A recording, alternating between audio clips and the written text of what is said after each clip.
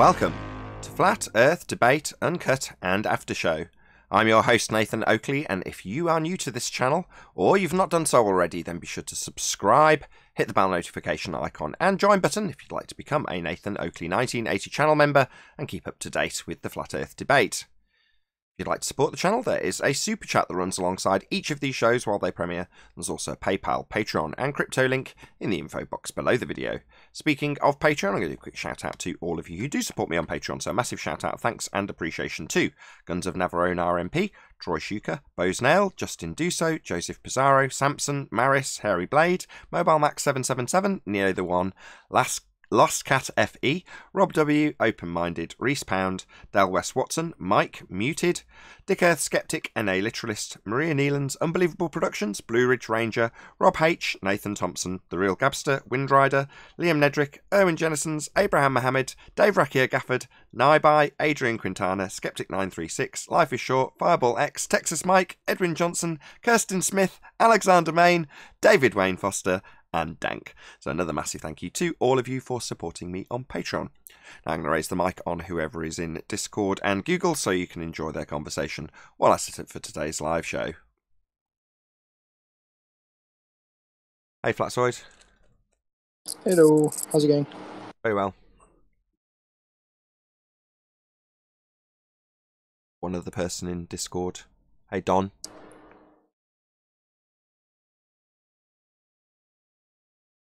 Hear us? Or don't. What is it? Don't fit in. What Clearly is not. that? Yeah, that's how you say it. Don't fit in.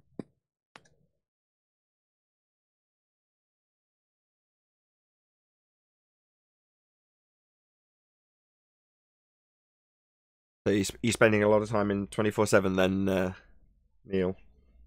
No, I just went there this morning for the first time. I heard they banned QE, so I banned them. Really? When did this happen? Why? I think he's back on. They had no clue. Because I've been out of it for, last week I was at a funeral all week. So when did he say that? That was on the last Ballbusters, right?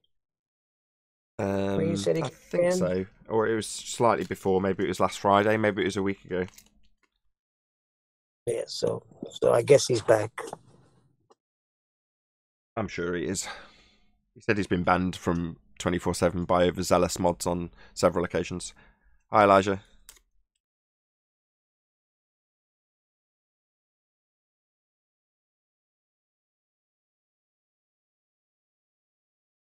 Eli, you there?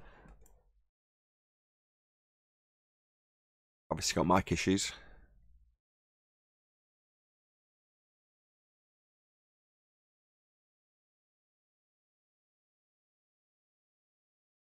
So yeah, I'm sure all's well that ends well in terms of QE getting banned.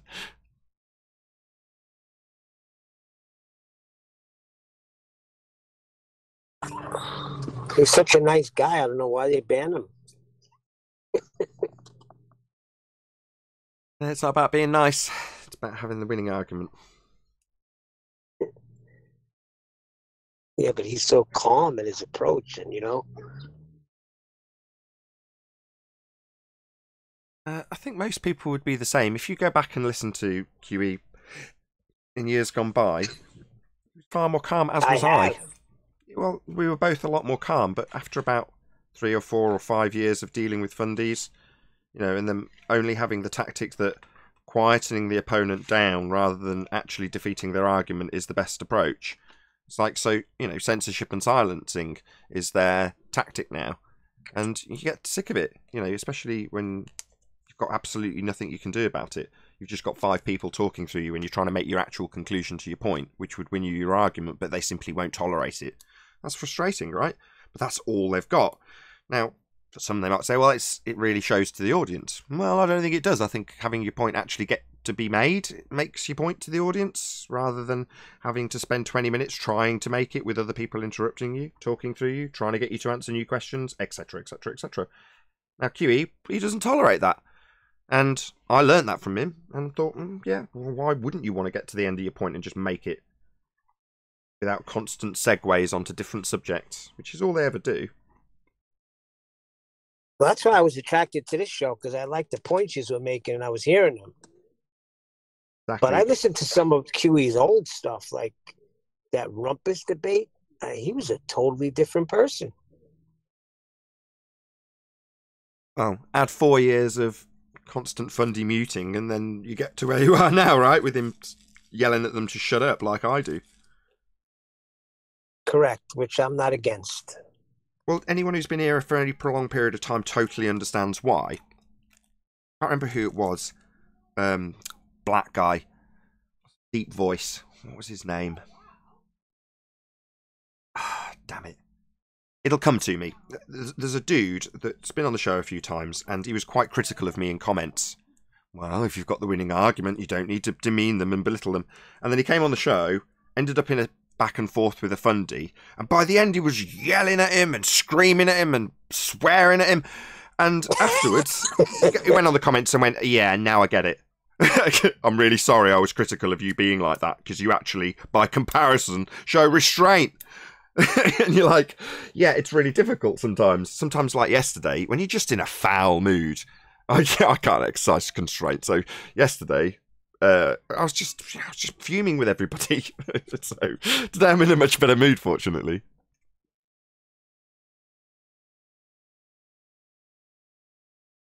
By the way, I just got a text from the guy I'm doing work for.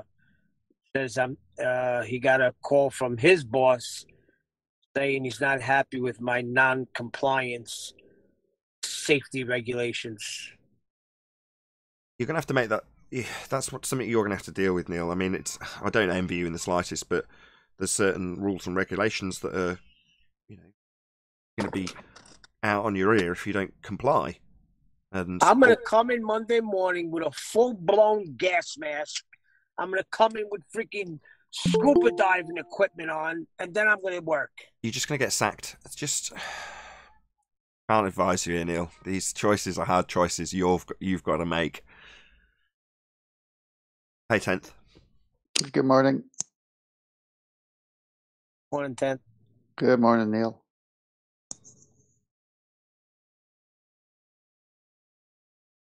Guys all watch Thrice 8 Hermes. I recommended him months ago, and occasionally I bring him up. Did he just post a new video? I didn't get a notification. He did. It was using a Lord of the Rings analogy. Oh, I'm subscribed, but I didn't get a notification, so I'll have to go look for it. There's got a comparison with the powers that should not be being like the Saurons, as he describes them, who just want power and control of everything. And then you've got the hobbits, which are like, I think he's comparing them to people like us. Just, they just want to get on with their life. They don't want people pissing with their lives. Anyway, and then he's got the orcs.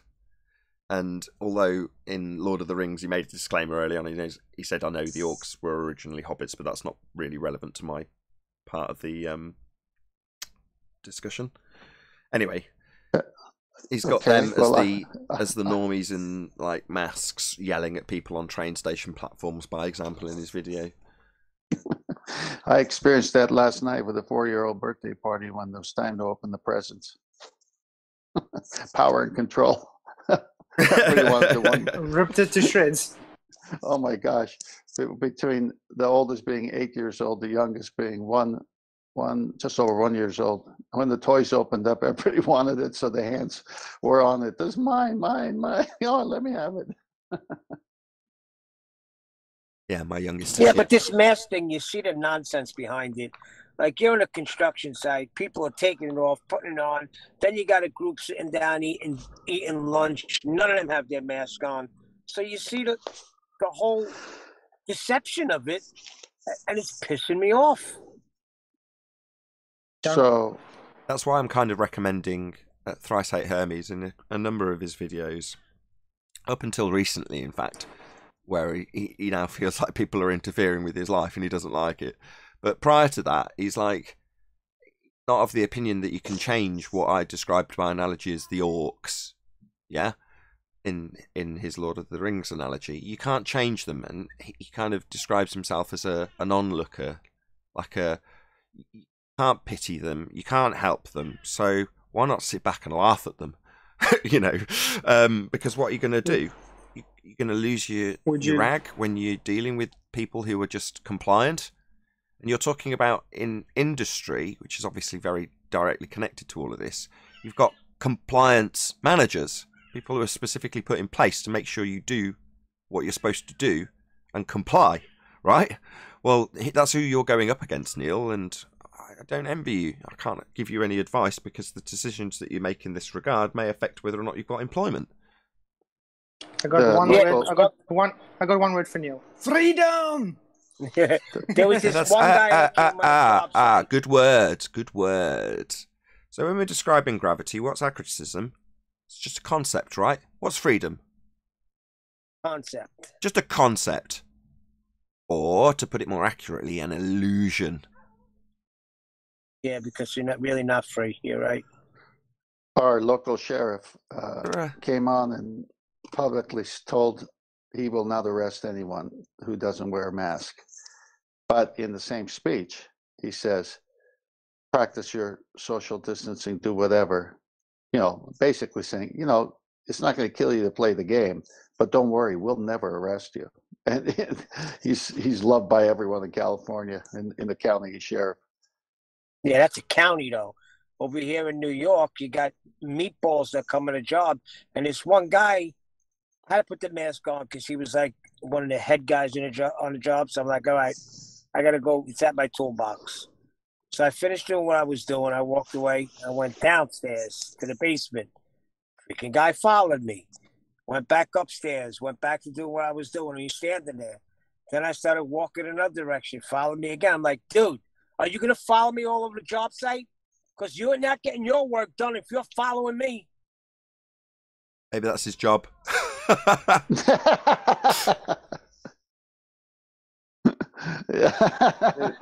Good morning. I went to my toolbox. I grabbed the mask and I put it around my eyes. I said, now I can't see what the freak I'm doing. You're going to get fired, Neil. Good morning, guys.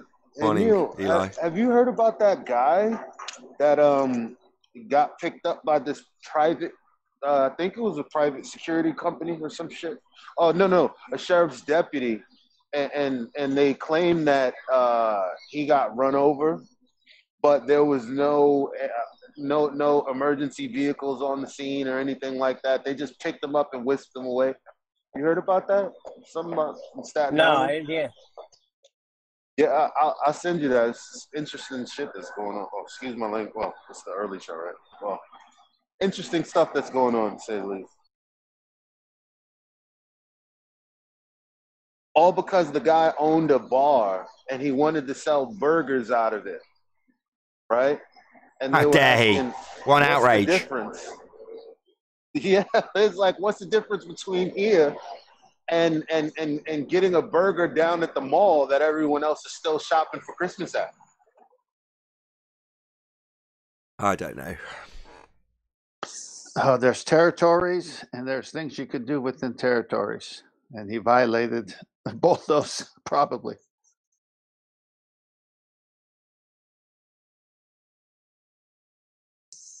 The only way it's going to change is if everybody rises up together, but that it's not going to happen. So you're going to have, I'm speaking to myself, going to have to deal with it, right? Yeah. Heck, when I go to the store here, I don't even put it on. No one says anything, but everybody in the store has it. Then I went to one store and that's like maybe a month ago or so. And this little kid, I mean, like a 19, 21-year-old kid just standing there with some kind of spray to wash your hands, whatever. And he's got a mask on and he's saying hello and greeting everybody. And then when he saw me without one, he says, "Oh, sir, you need to put it on." And I said, "Oh, okay." So I took it out, put it on my chin, not even my mouth or nose, and walked through the whole store with it on my chin. No one said anything. That's what I do. That's exactly what I do. I keep one, and occasionally I'm like, oh, God, I've got to get it out of the car to put on the little facade and the little dance that I do. And I've seen a couple of videos on YouTube with, it's normally kids doing it, but immediately just showing exactly that. Me when I walk into the store, mask fully over the face. Me when I've got through the store, the turnstiles to get my basket, it's like hanging off one ear. Well, I've been doing that for the longest time. Yeah, it ain't working on the exactly. job site. You do what you do to get the minimum amount of hassle, and that's one of the things that Thrice 8 Hermes is saying. Feel free to advise me. Yeah, I don't mind. Yeah, you, Mr. Government official, and anybody else, feel free to give me any advice you like.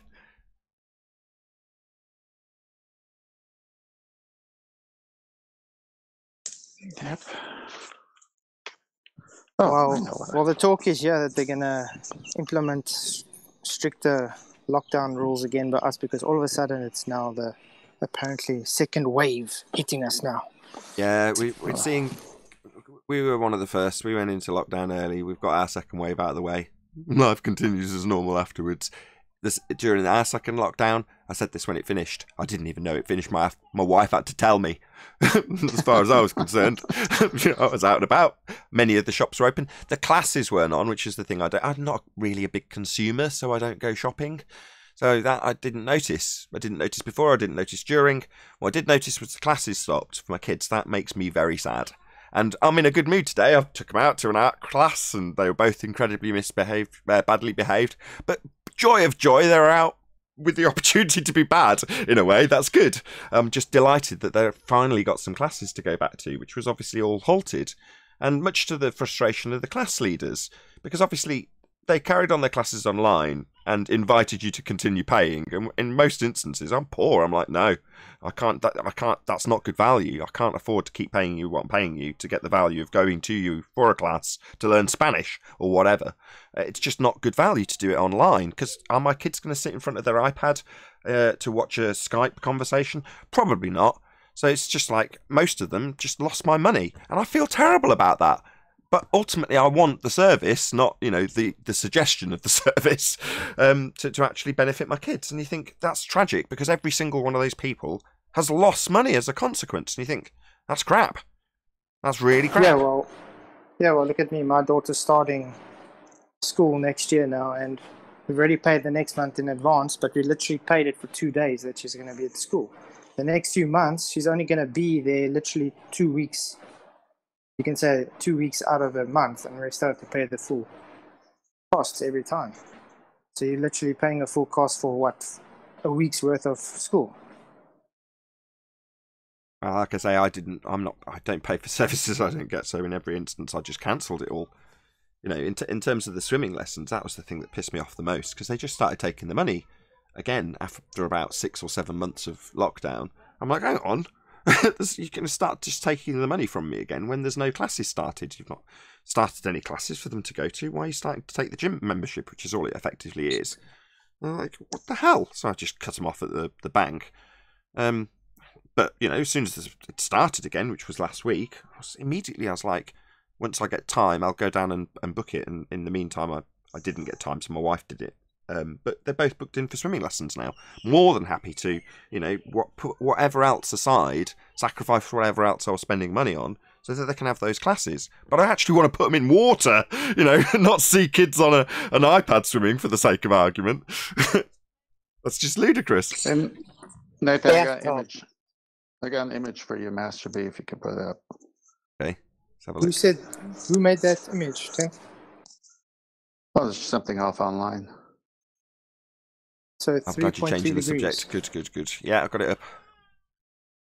Well, the whole point of it is I've got many more, and this is part of my future video I'm going to do on the sextant.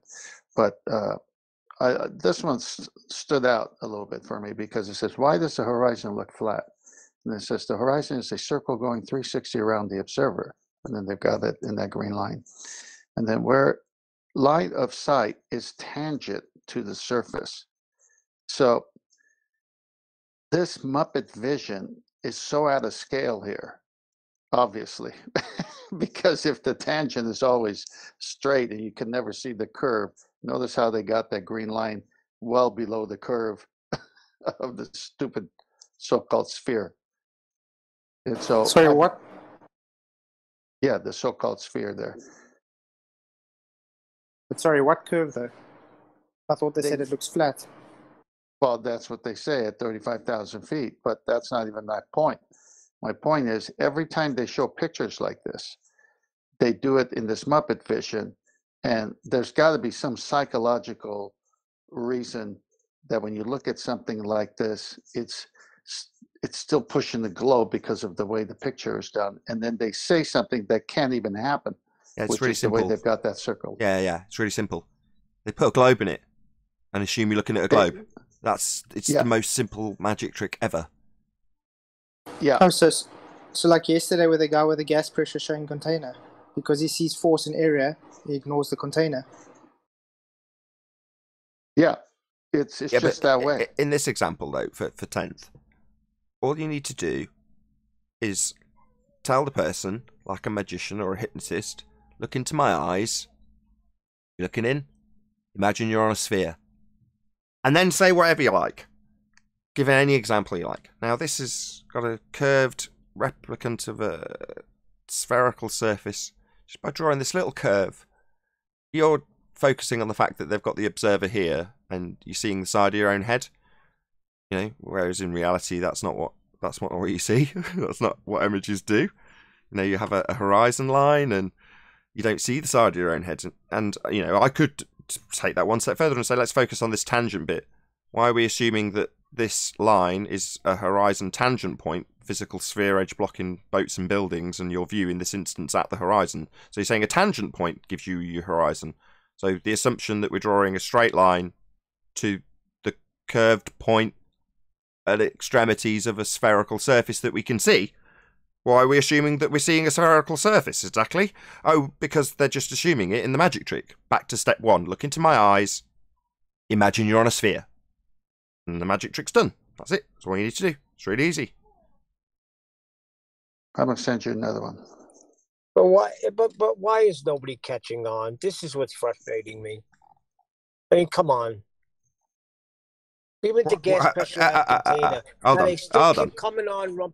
There's a parallel I can draw for you here, Neil. Why aren't people catching on? Number 1, why do you care? But let's not cover that immediately. Number 2, like with the people that you're saying, well, I'm never going to get them to rise up against masks or whatever we were discussing, something fairly frivolous, in my opinion. Well, why would it be any different for this? Why would it be the case that people who have got an existing religious belief would want it to be changed? Why would you think that you're going to have some influence on that? I almost immediately after coming to this subject, I resigned myself to just like, I'm not going to affect everybody. This whole idea that it's going to suddenly change the paradigm of the Western world, I don't think that's going to be the case because of the nature of the people that we have to talk to. So because of the nature of the people we have to talk to, who want to conform, who want to go along, who want to live in blissful ignorance, that's the majority, right? Well, why are you getting all tore up and worried? In the same way as why would you worry if someone came here and we didn't convert them at the end? Do you care if Virus wakes up tomorrow a flat earther? Because I don't. No, but I'm saying, when does truth matter? Because even Rumpus with this gas pressure, and it says in a room, but they're ignoring the fact when you say, where'd you get the gas pressure in the first place? Now, this is common sense to me. Look at it this way. It's not going to change anything of your outlook if they accept it or not. Exactly. They're just showing themselves as zealot clowns. So. Right. But when does truth matter? It does. I'm using it for education for someone who wants to be educated in this. They'll come here and they'll listen. I'm appealing to that person. So it matters to me. It's my job. Of course it matters. But for you, it's a very different tale. And in terms of the way I portray it personally on my show, which is appealing to those person, which is kind of contradictory when I say I don't care. But that is my personal outlook, and it's true. Well, I got 2 more pictures, but let me throw my 2 cents on this. You can't push a rope. How many times have you heard me say that? You can't push a rope. You can just offer it to the guy drowning. If he grabs it, you pull him in. But you can't push it. So the truth matters, but only for those who want it. Got your diagram up if you wanted to go through it. Object A, so tangent point, object B. Yeah, so the first one you see, this is a slider curved surface, but then you got the tangent point. And then you've got many points that make the line. But on the curved surface, it's where it touches that one spot. And obviously, we never see the curvature. And you can see how they've got the tangent point and then a line. So this could be an image to set up for the next picture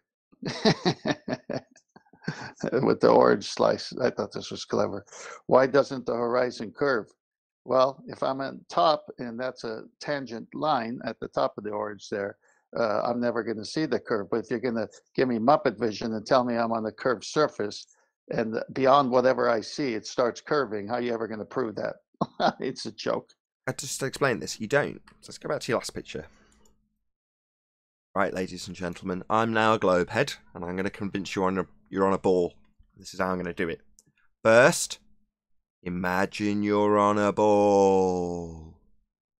This picture shows how you're on a ball. Now, blah, blah, blah, blah, object A. Blah, blah, blah, tangent point. Blah, blah, blah, object B. So you're on a ball, like this picture. Get it? I'm on a ball. You got it. You got it straight away, see? Just need soothing tones. No, you don't. All you need is to presuppose the sphere in the first place. Right? This is imagining that you're stood here. Muppet vision. Yeah, you can focus on that. I'd rather focus on the begging the question, first instance of, imagine this is your world. So imagine the ground beneath me is curved then. Why am I having to imagine the world beneath me is curved in the first instance and then look at it side on and imagine the horizon's a physical point that's called a tangent on a sphere? So I'm imagining I'm on a sphere then. Why am I having to imagine it? Why isn't it just obviously and observably spherical? Well, because it isn't spherical. We're on a flat plane. Simple. Earth big, you small. Okay, it doesn't change that we don't see the side of our own head, and it doesn't change that when depicted with the side of your own head, they have assumed a curved surface in that imagery. And that's all it takes. First instance with every single globe example ever will be imagining you're on a sphere. That'll be the begging the question part of their fallacy in every example without exception. I've not come across a single exception. There isn't any exception, because you have to assume you're on a sphere to believe you're on a sphere. It's the only way to do it, because we're not. All right. Correct. I sent you the last one. Okay, I'll just stick it back up.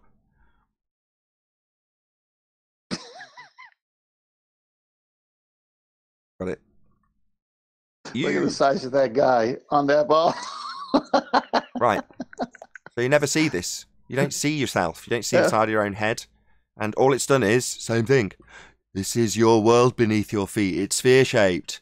Men beneath you hang off it. Okay. Hold on. Hold on, as he's claiming it's a physical horizon. Yeah, they all do. That's what their claim is. It's not like this is suddenly a shock. We've got to get away from that, right? It's not like, you are claiming it's a physical... Yeah, that is their claim. It's not like it's catching them out to point out that that is their claim, because somehow this will then turn into us spending all our time trying to get them to declare that that is actually their claim. We know it's their claim. They've got bloody calculations that are called Earth curve maths that are based on a physical point blocking your view, a tangent to a curve. I haven't got one anymore. Black Swan's debunked it. So they don't have Earth curve anymore. It only exists in the maths. It was never real. We don't stand on a sphere. So let's not worry when they say, oh, right, here's an example of how we claim Earth curve. No shock. They claim the horizon's physical. It isn't. It's just that simple. Was there any more, or can I take Skype down now? It's not even in their maths anymore because the Black Bonds debunked the maths, so it has to just be in their mind. Exactly. It's not even. We don't even see the maths anymore. Why don't we see the maths, Flatsoid? Well, because it only exists in the maths. Well, if it only exists in the maths, what's the use of the maths if it has no physical comparison? That makes the maths a dead end. So they don't show us the maths anymore. What would be the point? Well, all of them, as stated, show a physical horizon in the Muppet vision, except when you go to find out where this physical horizon is, you never find it. Only exists in the maths. They can show you in Muppet vision that Earth's got a curved surface with a tangent point horizon blocking boats and buildings. They can even tell you how much. It'll block them. But then when it comes to actually seeing a physical horizon, that would be the thing that they've just claimed blocks boats and buildings. They tell you that you can't see it. that it only exists in maths. And you're like, well, if it only exists in maths, how can you possibly claim it's the horizon when a horizon isn't physical? Oh, well, where are they going to go? They're going to start denying, like Tim Osman has, that they even claim it. Well, we don't claim the horizon's physical. Oh, yeah? Why have you got tangent points to physical horizons then? Because you only require a physical horizon if we're on a sphere and we're not. Therefore, you've got to disclaim like we do that the horizon isn't physical. It's not Earth curve.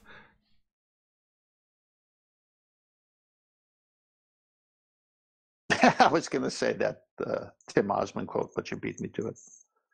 I didn't actually quote him, though. You feel free. We never claimed the horizon to be Earth curve.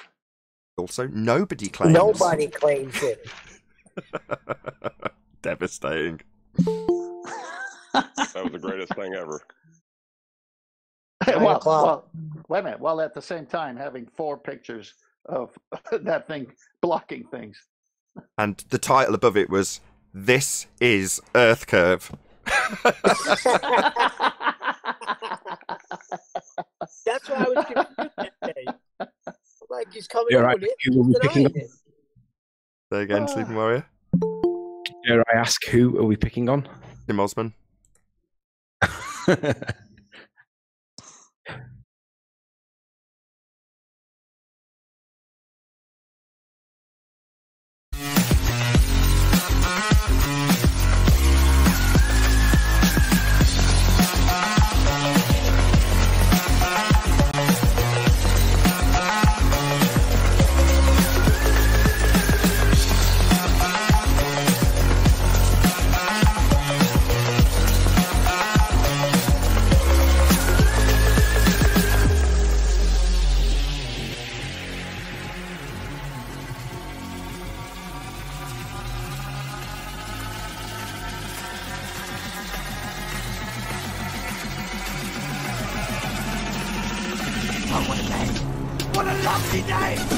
Welcome to Flat Earth Debate Live.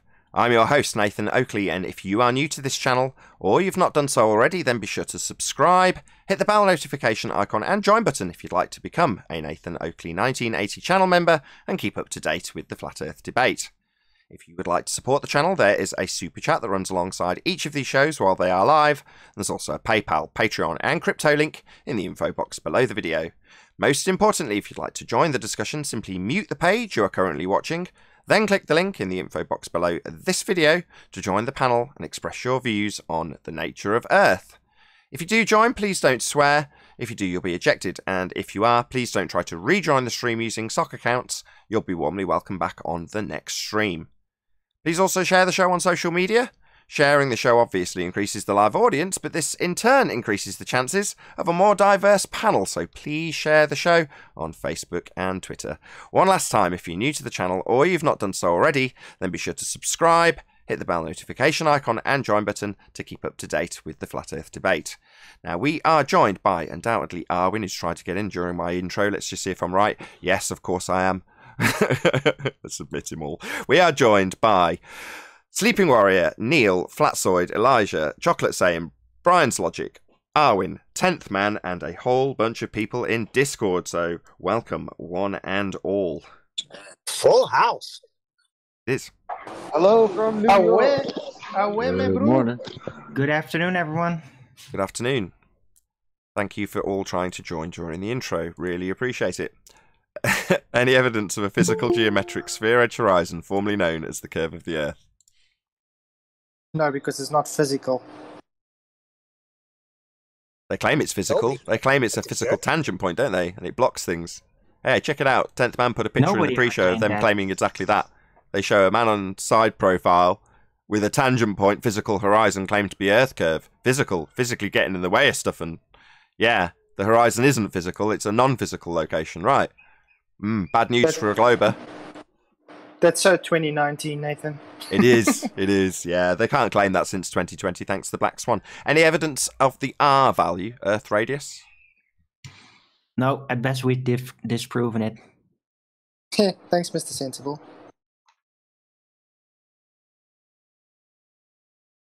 Any evidence of axial rotation of the Earth-based variety?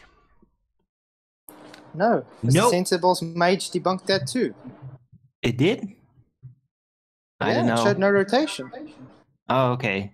You turn your speakers down, Arwen. You were feeding back all yesterday, and I just kept on missing an opportunity to tell you to turn down. Every time you speak, if someone else speaks, you get a load of feedback through your speakers. Sorry, Flatzord and Arwen. Please feel free to continue, sorry. Is it constant or is this better?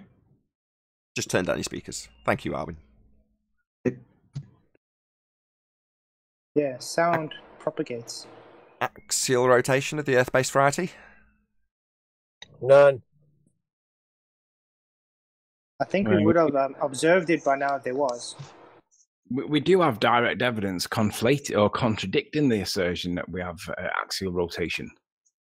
Would you all like to hear all about it again? I'm going to punt this all week because it's so good. We have something called plimsoll lines on boats. If the Earth was turning, boats would have to rise out of the water as they got towards the equator. Boats actually sink into the water and appear to be more dense, as if there's a force of attraction pulling it towards the bed of the sea. And that's directly in contradiction to the assertion that centrifugal force should be pushing the boat up. Plimsoll lines prove that the Earth is not rotating. You people in Discord, does anyone want to challenge that? While I sort out my chat. Yeah. Yeah, I'll go ahead and give it a shot. Feel free. Is that John? Centrifugal force would be pushing it out, and gravity would be pulling it in, so you'd have an inverse relationship between the equator and North Pole, so things would tend to get heavier as you travel away from the equator. No, it's the other way around. If the Earth is rotating, the boat would be being pushed out towards the equator. But as it gets towards the North Pole or South Pole, it would appear not to be getting pushed out, and it would appear lower in the water, but yet in real life, we see the opposite. But gravity is affecting all points on Earth equally, so the spin of the Earth No, is... I'm sorry, sir. Gravity cannot affect anything because it's not an effect. It's not a cause, it's an effect only. So it can't be affecting anything. Defined that way. The unequal distribution of mass is affecting everything equally. No, that's bending space-time, a mathematical conceptual medium that does not actually exist in the real world. It only exists in maths. But I got you away from the plimsoll line. That's all I wanted to do. Yeah, I was going to point that out while waiting to. I'm glad you said that. Do you understand what you just said, Anthony? Yeah, he said it. I got you away from the plimsoll line. That's all I wanted you to do. And I was just going to say, it didn't kill the point, though, did it? The plimsoll line still. No. He didn't win the point, but he killed the point. I don't want to steal your thunder, John. Do you want to just explain what just happened? That was beautiful, by the way. You're very quickly becoming my favourite Discord participant. In fact, if you're on Skype, I'm going to add you to Master B because you're epic, mate. Can you just explain what's just happened to Sleeping Warrior, please? If you wouldn't mind, would you? My kids are kind of fussing at me. Doesn't have to win the point. He just has to get you away from your point so that it offers less validity at the point of conclusion. And that's what he successfully did. He's the reason I say he's one of my favourites because John used to be a baller till very, very recently, and he often disclaims how he used to cognitively process some of these arguments, and it's the most useful thing in the world hearing it from basically the horse's mouth, from the opponent's mouth. Go on. Let me just refute that claim that Nathan's just made. You said that he was successful at pulling me away from the point. That's only true if he successfully won the point by distraction. But as you're now pointing that out, and we all agree that there was a distraction technique, hopefully the audience can see that. Oh, God. Can you tell that Anthony's involved in law? You slimy sucker. Yeah, technically, by way of what's just happened, obviously having to disclose it immediately renders the point useless. If Anthony jumps in and says, well, because we're discussing it, I therefore win.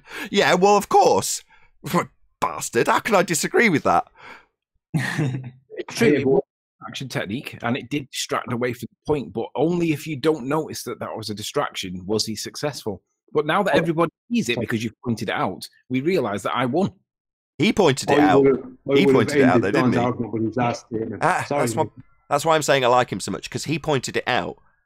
In other words, he's like, yeah, that's where he concedes his loss, ultimately speaking, isn't it? And he's conceded his loss to you to demonstrate it to the audience. And now we've laboured it a little bit. I'm really happy. I'll move on to the next question unless you've got something to add. In real life, he would have did like Amin Ra and rage quit and then the audience would have been sat there thinking, huh. Can I You just say, wouldn't have won. I would have killed his argument with the last thing he said. Well, He no, says- from that point, no, hold on. I agree with Hold you on, when you there's point- more to that. From that point, I would have just continued to talk about how unreasonable you are and how you don't understand. Indeed. Because I have you away from your point, and then I have you arguing with me about something else. But the last thing you said, John, ruined your point, because you were claiming that the uneven distribution of mass gives an equal effect all over the globe, let's just say. It isn't about the merits of the argument anymore. No, it's about you're Nathan missing pointing the out. point of this. Let It's me not finish. about. Oh, hold winning on, the John. I point. think Sleeping Warrior is just about to agree with you and define the point again. Go ahead, Sleeping Warrior. Brian's arguing a point on merit, but this isn't actually about merit anymore. This is about a tactical play that was being played that we've all admitted and accepted was there. So it's not Exactly. about the merits of the argument anymore. John's showing that the ballers do use tactics to discombobulate arguments intentionally to deceive. And just for Brian's benefit, what also happened was lots of people made lots of distractions and rumblings because they sensed you were going to actually make it on point again. Well, that can't be. No, Brian. You had to be rumpused and rumbled out of the conversation quickly in this scenario. Yeah, it does seem that that's what happened, because Yes. what I was going to say is when John said that ruined his argument, because there can be no change from the north or south to the equator, but there is a change, and the plimsoll line proves this, because he said it's an even effect all round. Perfect segue for Sleeping Warrior to round out on. Do you want to just let? I was just going to say, Brian, do you want to just? Sorry. Can you just let Sleeping Warrior round it out as it was his point originally? I'm sorry. All right, I'll say it in a minute then. There's no worries. You were just about to round it out beautifully, and I'm so sorry because you were. But Sleeping Warrior is the one that brought it up, so I'm hoping he'll round it out. So the point is that if the question is there any evidence of axial rotation? And if there was evidence of axial rotation, boats would rise out of the water as they get towards the equator. We have a plimsoll line to measure it, but they don't. They sink into the water, and that goes against the idea of centrifugal force, which would be the effect of the axial rotation, and we don't see it. We see the opposite.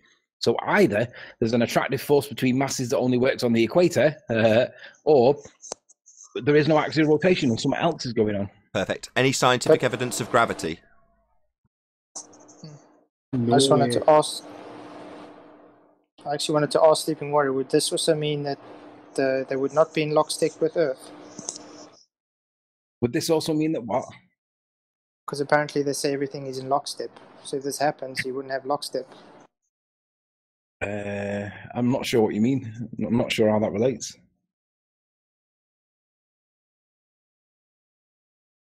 Because it would be that the Earth is turning fast, well, slower or faster than you. Or faster than, because you would have to increase speed or decrease speed to be able to get to your destination. The Atlas effect is what you're trying to explain. Yeah, remember what the Atlas effect is. It's the claim that if a boat's traveling east to west, because of the gravitational effect of centrifugal force, like what they say is that the boat would appear to weigh more when it travels in one direction, and then appear to weigh less when it travels in the opposing direction. And that's the claim of Atlas effect, because Wolfie did it with one of his little drug dealer scales. Yeah, and that was his claim. But the trouble is, you have to mix up two things there, Anthony. Yeah, but that was what he claimed was a demonstration of the Atlas effect. Well, he was saying that things were lighter at the equator. Yeah, that's because of that's the effect of the Atlas effect. It changes. It's not going left, east to west. That's a different thing. There's two ways to do it. You can measure the weight at the equator, or you can observe the gravitational pull according to their gravitational gravimeters on boats if you're traveling east to west. And there's two ways you can do it. But the trouble with the claim is that if you look at the plimsoll line, you can demonstrate to yourself quite satisfactorily that the opposite is true, and therefore it does not support the assertion that the Earth is rotating. They just don't tell you about it. Can I add to that? Am I able to share, Nathan? I've got your screen presented, Adam. Feel free. Yeah. I think this is what you're on about. This is not directly related, this presentation, but it talks about centrifugal force, and I was just in it. I was trying to just show a few bits. Well, this moves. There we go. So I've kind of like done a carousel and a ball earth and a mass of a person at 50 kilograms. And if we do the maths of this person on the equator spinning, it actually equates to a centrifugal force of 1.596 newtons. Now, it says there, centrifugal force depends on the radius of rotation, which is different at the equator than, say, at the 45th latitude. So that centrifugal force will have a different magnitude on the boat, pulling it out of the water based on its mass, whereas the G force would be the same wherever you are on the globe. So I think that's what Anthony's describing, is that differential in the centrifugal. So if you sail from up here in North America down to the equator, then technically your boat should be lighter. The other thing I just want to add, more centrifugal force would be acting on the boat. G would be the same. Can I add to it? Yeah, just one more slide, Anthony. Go on, Adam. But obviously, and I mean that was pretty much it. Is that the point you're making, that it's this centrifugal differential? Yeah. And like, so with regards to that, then, yeah, what I did here, look, just to show it would be significant, what I was comparing was the centrifugal force of a 50 kilogram person on a standard size carousel, and you get a force of 54 newtons. Now that same person on the equator does actually generate a Newton value. It's only 1.596, but it is significant, and it would be less elsewhere. Look, that talks about the significance, the amount of it, which is only small, but it's still there. So it still has a magnitude. Just to flip it round the other way, if it really was Earth rotation that was causing the centrifugal force or the centrifugal effect or whatever you want to, the pushing out of the boat at the equator, the plimsoll line wouldn't be called the plimsoll line. It would be called the centrifugal line or the Earth rotation line, because that would be the cause of the boat changing its position relative in the water. But obviously that isn't the cause. The cause is density, relative density. The plimsoll line really should be called the relative density disequilibrium line. Cool. Anybody else got anything to add? And also, kudos, Brian, Adam, John, and Sleeping Warrior for that last little discussion. There was everything in that. A full detailed analysis of the claim of ETVOS effect. It pulled apart in detail the debate tactics that are thrown in and used, the baller perception, the lack of rebuttal. I had it all. Bravo. Thank you. Great answer. So, axial rotation. Anyone want to conclude or add anything else to that? I will say that I was going to say more or less exactly what Adam said to John's last part of his argument, because G is always a constant and it's always the same everywhere, whereas the centrifugal force is going to be different at the equator. That it's going to be stronger at the equator, and that is if on a globe, because that's the claim. But just to add, not that it matters, it doesn't matter. Just to add that my argument before with the ballers with this was that it was actually the reason that there was this effect of a weight difference at the equator, if it was there, was because of a less dense air, because there's more sun. The equator gets more sunlight and more heat from the sun than any other part of the world. So it's going to have more rising air, less dense air. So that's a little bit of a lack of density in the air could cause a difference on the scales in a very small amount. Cool. Which is exactly what we see in real world. What we would see if it was true. I mean, when they say weight, they are automatically invoking gravity. So that's the whole purpose of this particular magic trick. But we also incorporated gravity into that discussion. So it's just epic. It also leads into this super chat from James Richard. Observation, isolation, variation, manipulation, and control. These are part of the scientific method. Why does gravity not meet any of them, yet still called science? They hijack science. They've utilised it to purvey their just-so stories onto the general public. It's an outrage, really. Any evidence of the distance to the sun? You missed gravity off. We just did gravity. That was part and parcel. It was all wrapped up in one big fat sandwich. Oh. What is the sun? No idea. I only came here for the gravity point. You can bugger off then. Go home.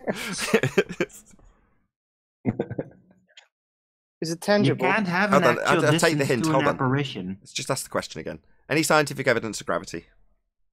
No, they can't even define it, Nathan. You get any baller to define gravity, and they can't. If they can get the definition out in current physics to do with bendy space-time, get them to apply it to Newton's apple, and then it starts getting just batshit crazy. That's why they can't define it, because they know that they're cornered with it. They discombobulate that argument like a motherfucker because they need to. Anybody that gets confused by gravity, their operation is complete. That's what they're trying to do. They're trying to confuse it, just like we did with just that conversation with John just then. But Yeah, they can what- gather what- the scientific hold on. math for it, though. Yeah, just get John's Right. response, Well- then we'll go. Hold on. Just get John's response, then we'll go to Arwen. Go ahead. Well, yeah, that's the whole point of gravity, though, isn't it? Like, you take the things that disprove your model, and then you create this imaginary thing that turns those disproofs into proofs. And then you argue about whether it exists. You don't ever deal with the real problem. Correct. Exactly. That's why it's called discombobulation. If you discombobulate something that much that everyone ends up confused, then the status quo gets maintained and then gravity's back being a force again. Even though it's literally in the definition that is considered to be the current science, everyone gets confused. It's very simple. We know what it's defined as in current physics. We don't have to agree. We don't have to disagree. We just need to cite it and then get them to explain it by application with any experiment where an apple falls from a tree, for example. They can't do it. But you're right, John. That's what they must do. They must make it that confusing that everybody gets confused by it, and that's what and it's successful. Everyone does get confused by it. Look at the Witsit conversation with Brian the other day. Witsit was trying to confuse the topic so much by saying that there was an incoherent dielectric acceleration, and in the end, when he speaks it that fast and he makes that many points in a short, rapid-fire succession, it just sounds like it's sophistry. Now, when you suggest that it's sophistry, you get accused of not understanding.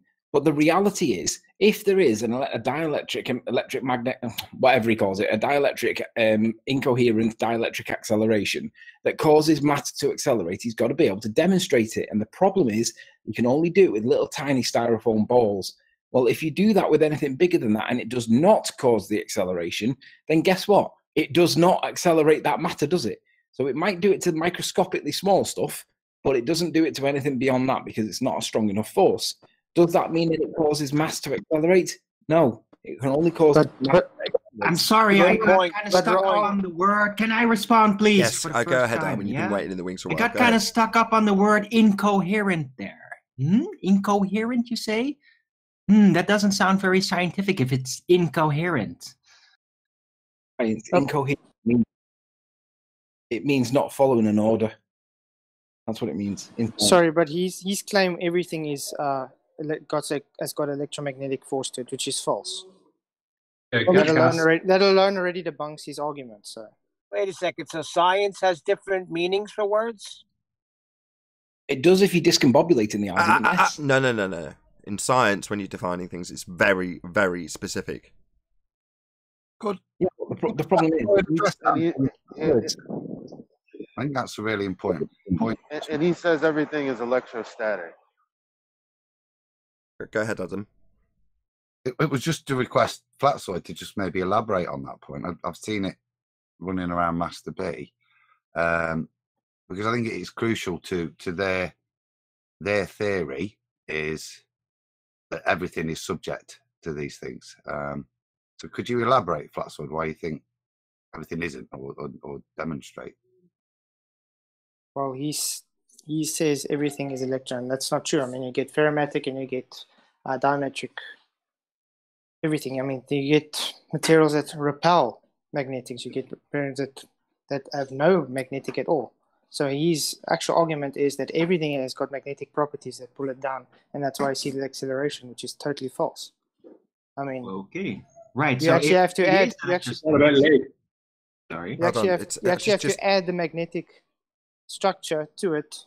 That's what he was doing with his demonstration. He had to add the electricity to give his demonstration actual oomph. If he didn't add it, it would have done nothing. Well, So it's man-made.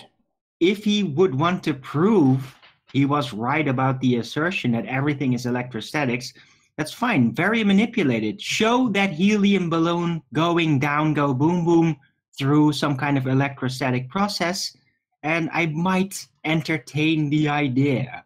How about that?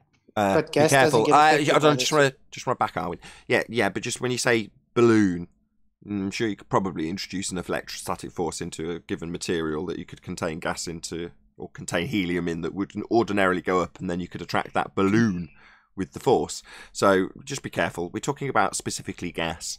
So it's like you say balloon because it's just a nice, easy example that you can visualize. But then people start putting balloons in vacuums and going, oh, look, it's at the bottom. It's like, no. The second it breaches the tensile strength of that balloon, it's going to fill the volume.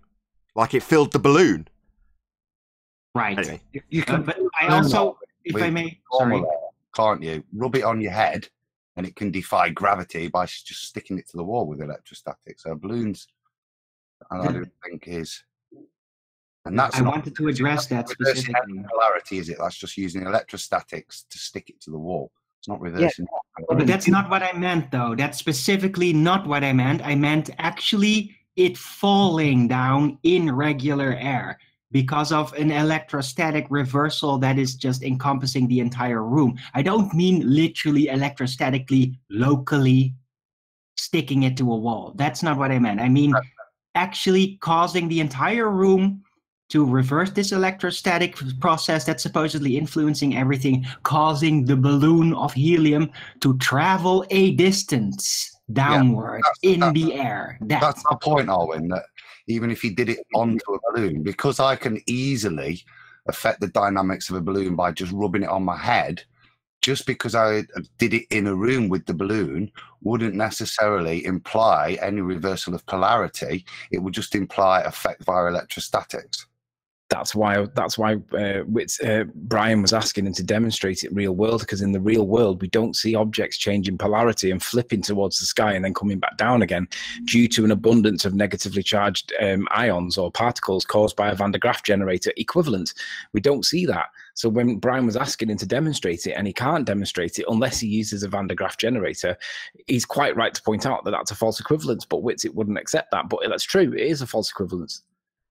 Well, what I'd like to say about it is we're arguing about this thing that is not clearly, this thing that isn't clearly defined, and there's been plenty ample time. Now, I'm not going to lay this on Austin's door. I'm going to lay it on Bob's door. It's been plenty ample time for an experiment that adheres to the scientific method that proves it or disproves it. Exactly. Why are we arguing about this? Hold on, Brian. Hold on. Hello, Brian. You've got to be more specific. What's it? Okay, sorry. There you go. Like, why are we arguing about this dielectric acceleration, right? That is claimed to affect everything in the world and has a supposed downward bias. Hold on, stop. Now I'm already confused. Now we're getting somewhere. Hold on, just everyone lay off Brian for a second. So, an effect of an effect. I'm a bit confused. Is this an effect that we're trying to figure out the cause of? Is it actually an effect? Because if so, where are we observing it? That's the first thing I need to establish. So what is it, and where are we going to observe it? That's the first thing we need to establish. But that's the problem. It's not being clearly defined. All I could get out of it was that there is this constant electrostatic effect that's affecting everything. And where is that observed? If it's affecting everything, is it observed everywhere always? Generator. Or if you rub a balloon on your head and stick it to the wall. Is that the examples they gave? Well, that's it. I don't know anywhere where you can actually. I honestly, Nathan, don't know anywhere. And I've searched my brain. I can't think of anywhere where I observe this. Outside of maybe rubbing a cat or a dog, you get a static charge off your hand. There is one time that we do see that in real world, and it's when you see lightning. you see that there is a build-up of charge potential. It gets to a point where it can jump the gap, and then it either goes from the ground into the sky or from the sky down to the ground. We do see it every now and again, but only in a thunderstorm. Normal day-to-day living, we don't see it. Yeah, but lightning is plasma. And the official layout of what causes lightning is a bit dodgy. I kind of think they don't really know. That's fine. It's just, all we need is an observed. We do sometimes see that flow of energy, but rarely. All we need is an observed phenomenon. That would be an effect. Anthony, can you turn your line down a bit? We just need an effect to study. That's it. Now, I've had a few examples, but in isolation, if you want to say lightning, I'd say, okay, let's figure out the cause of lightning. But that's not what I'm hearing. I'm also hearing this is affecting everything always. It's like ether. Pete Shea in the chat yesterday saying ether this and ether that. And I'm like, show it me. It's everywhere. I'm like, what, like love? Show it me. They can't. Exactly, Nathan. That's the exact problem. I think what's happening is we need to take a step back and go backwards and look at what's really happening. Like John did before with the evidence of axial rotation, he deliberately swerved the conversation with a distraction. This is the same thing. It's deliberately, I think he's deliberately doing it because I think he's influenced too much by other people that push this like it's a religion. No need. He's pushed an argument that has discombobulated the argument so that we're not looking at the bigger picture and we're focusing on the minutiae. Well, the minutiae is minutiae. We're still looking for the overall overriding cause and effect, and there isn't one. So there is, but it's not what they say it is. So if you realize that this is an attempt to distract the conversation away from the actual science, then that puts it into context for everybody. Yeah, look, his claim was relative density is the main cause, but it's not the only cause. That's what his actual claim was. He's saying the acceleration is due to the magnetic. Because you can apply science to that. I did that with mine. I made the claim that if I changed the density of the medium, the egg would move. And I did change the density of the medium, and the egg did move. But if he says that actually that was correlative and not causative, because he did say, Brian asked him, do you agree that he performed a scientific experiment? And his answer was, well, he didn't manipulate his causative agent. Well, I did. So if he's saying that I did not, that means he's saying that it's a correlation only. Okay, that's a claim. You demonstrate using the same test that I did, but just manipulate the electrostatic, incoherent, dielectric, volcanic eruption that you think's causing the acceleration, and show that it can actually do it. Because if you can't show that it does, you've got to accept your null hypothesis. It's all he's doing is just pushing gravity with another word. That's all. Well, or discombobulating the argument to deliberately. But did he not introduce an electric charge to his thing and cause something to change as well? Yeah, to create the electric charge. Well, you have to put the solution of the salt into the water. What's the difference? No. The difference is. Sorry. Hold on, just one at a time. Hold on.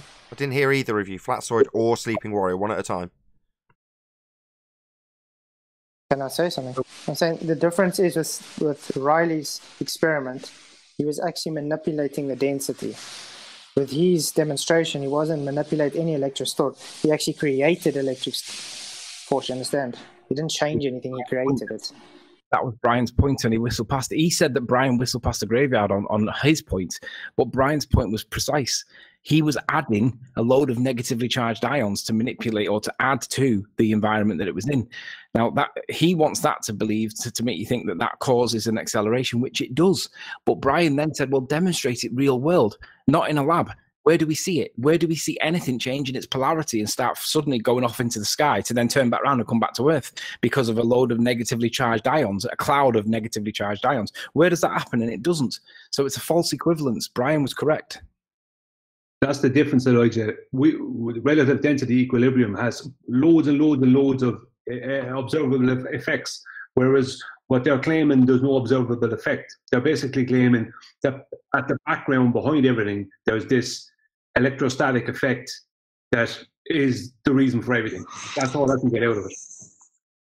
Can I ask a question based on that I don't know. Yeah, okay. He said it was negligible at best, and he said relative density was the most. But what he was stressing was very negligible. But then that one part, he showed those steel balls all clumped up together. But steel balls normally don't clump up together. So was those balls magnetized to begin with? No, he said they were not. No, the point of that is to show that the difference between incoherent and coherent magnetic masses, and they're larger and incoherent. Even if you've got a huge ball of magnets and they're incoherent, they're a very, very, very weak force. The other interesting thing with that is that when it becomes very incoherent, there is no repelling effect. So they were the points of interest, I think, that are of demonstration in those things. That's why it comes back to flat sword saying, because they're saying that everything in nature follows these laws, whether they become incoherent, and it's a bit based, isn't it, in terms of his viewpoint of magnetics and how things work. But that's the fundamental principle, that within that is that overall incoherent but still having an attractive but no longer a repellent force, the driving factor, not behind how relative density works, because this sits as an overreaching reason or order of orientation. So why heavier things go one way and lighter things, etc. So it's a definition of, or a postulation as to why the ordering occurs in that manner.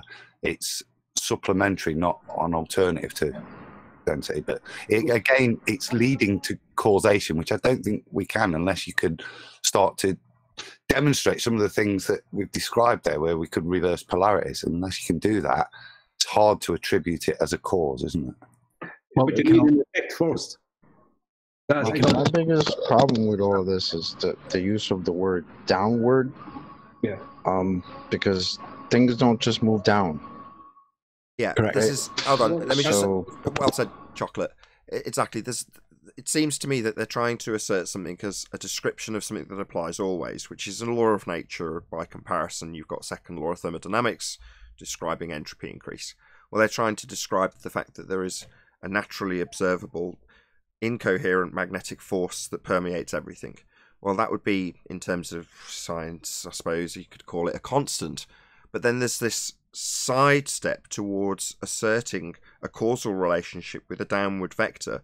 It's like, well, these two things seem non-related in the respect that, well, the directionality is subjective based on the fact that it's relative to you, and the constant that they might or might not be claiming might be eloquently described as a natural law one day, but it's not necessarily causative, if that's even a word. It's not that you would say entropy causes things. It's like, no, when gas expands, it's demonstrating by description an entropy increase. That's how we describe that process. But that description of the process isn't the cause. Whereas it seems in this instance, just to reiterate what Chocolate said, you've got two different things going on. Something that could be a law of nature, incoherent magnetism. Why not? I don't care. But either way, it's not necessarily going to be ever asserted as a cause of something else, in this case down. Because if it is an ever-permeating force, it's not going to be causally related to something that is just occurring in nature, in this case, relative density disequilibrium, when something pushed out of equilibrium. Well, can I just put it to bed up to a point, not that I want to stop talking about it, I'm just saying, during the debate, I read out a thing about what's known as the homosphere and the heterosphere. Now, I know the word sphere is in there, but the reason I read that out, I know it's a mainstream thing, but they're saying once you go up high enough above where convection is causing all the gases to and causing different temperatures and pressures and all the rest of it, and causing the gases to be homogeneous. The mainstream claim is that the gases then start to align themselves due to their densities up higher when there isn't this effect of weather, that the more dense gases will tend to be lower and the less dense gases will tend to be higher. And they claim that it's because of gravity. But I showed with that little citation thing I had of that guy who has some company, or is the manager of a company, where he said that they have to roll the canisters before they send them out, the canisters with different gases in there of different molecular weights, because when they're sitting in their factory, what happens is they're sitting idly right, and they're at a kind of a constant temperature. So what happens is the more dense gases tend to go down towards the bottom, and the less dense gases tend to go up towards the top. Now, that shows that relative density equilibrium is happening within gases, right, that are left static and at a constant temperature. Electricity and magnetism has no effect whatsoever on gases. It can't have, because it wouldn't work. So it just has no effect on gases. So their whole claim is out the window. I just wanted to throw it out there. I tend to agree with what you've just cited there, but what I would be careful with is the quality of the citation. It's still anecdotal evidence. The question is, why is mainstream science not on with this? Because if the anecdotal evidence is true, and I believe that that is true, then we have a problem, don't we? We have a problem with mainstream science not acknowledging that the separation of gases by its own molecular density is actually a thing. Is that something new? Remember Good Times for All, I think it was. Was it Good Times for All? They did the thing where he had the gas canister and he heated up the bottom of it, and it caused a pressure gradient within it. Yeah. Right? Yeah, it was Good Times for All. Yeah, exactly. And so what he's doing is making some gases in there less dense than others. So he's also creating a density gradient within there. No, no, that's not a settling of a gradient caused by separation of the different types of gases in there. That was caused by thermal agitation, which using PV-nRT showed that, first of all, it shows a differential was possible, but it also shows that everything then follows the law of entropy as it equates afterwards. That's why it was so hard for us to do. I had one end in a vat of ice on one end with a blowtorch, but it was to show the principle that you can generate a differential in the thing, but that wasn't any separation of the different molecules. It was just excitation at one end, making the molecules move faster than the molecules at the other end, which will create a pressure differential. Yeah, but I wasn't claiming that there was a differential in the different gases within there. It didn't matter if just the one gas. My point was, by making the gases warmer, you ended up making them less dense, and they rose. Hot air rises. Hot air rises, cold air falls. You know what I mean? That's my point. And that's when it's just air. Yeah, and that's why. See, that's my problem right there. Like, that's a thing we know, right? Warm air rises, colder air is, because it's less dense. So, I mean, the fact that we have anything rising tells me that there is no downward force that's causing acceleration. Yeah, we see, but Chocolate, if they're going to claim something's pulling it down, they're saying that they're overcoming entropy because they're trying to say something that's moving in all vectors is pulled to one vector now. So they're actually claiming it's an overcome of entropy, and that alone is a violation. I'd like to hear what Elijah has to say, because he kind of was a little bit not too happy with some of the things earlier. So Elijah, if you know something that we don't know. I was happy with Adam's follow-up. Sorry. I say 10th. Do you want to add something 10th? I've got another one that I'm still not. Just 1 second, Adam. 10th's been trying to get a word in. Hold on, just 1 sec. Do you want to add something 10th? Yes. Was the claim that everything in our nature has electrical properties and it causes up or downward? Yeah, he said it causes a bias. Okay. How about wood? Because we know that's not a conductor of electricity. He would argue that wood's got, even though it's not magnetic, he would argue that it still has some magnetic properties, even if it has none. It would have some. If it's it has still none. electrostatically viable, 10th. Well, that don't make any sense. 10th, this was my whole argument. That's why I said cool. everything has diametric properties, but you don't have everything that's going to repel and attract. Not everything is magnetic. It's impossible. Okay, can I just get... Could I bring up a point? In a moment you can. I think Arwin and Adam are both waiting to add something. Or maybe you got yours out already, Arwin, maybe? Well, it's kind of like moved on now, but... Right, fine. Let's not. Adam, feel free. Oh, sure. Go on, Arwin. No, I'll just wait after a half hour you guys have finished. Okay, brilliant. Right. I just don't want it to move off topic. That's all. Go ahead, Adam. It was only a little point. I'm still struggling with this concept of gases segregating due to relative density. They don't have a density. The only way in which you could get something is in consideration of like an ideal gas. When we talk about the air we breathe, is considered an ideal gas, even though it is a mixture. Now, within that, even within the temperature, the molecules are different sizes, shapes, and there will be slight variations in their speed and the way in which collisions send them different ways because of their sizes and shapes. So there could be, in a non-agitated system, that you could get some states more available to others, which could cause some thing in a very contained system. But I think in any other, certainly natural system, there's no way in which gases would ever order with respect to, I think the term is not relevant to a gas, but in order in terms of relative density. Perfect. Arwin, and then can I have a follow-up? Well, got Elijah, was it, that wanted to add something, or was it John from Discord? I forget who. Oh yeah, I did. I'll add a little bit. What I didn't understand was the downward bias. That's the part that I don't understand. Like downward bias and what? Like, where's that upward? I mean, we have things that go upward, but I didn't hear anything about. That's exactly my problem. 5 people. I'm desperately trying to keep control of the conversation so we can hear everybody. Just don't jump in on top of everyone's conversation. I'm trying to keep control. Right. Do you want to respond to that? Was it Sleeping Warrior or Flatzoid? I couldn't tell who's trying to reply. I don't know. Somebody was speaking over your background noise. I think it might have been Elijah. That was the point that Brian was saying. He was saying, where do we see this downward flow of energy in the atmosphere, in the real world? Because the way he's describing it, it sounds like he's describing the flow of energy out of the sky like rain, but it's energy flow.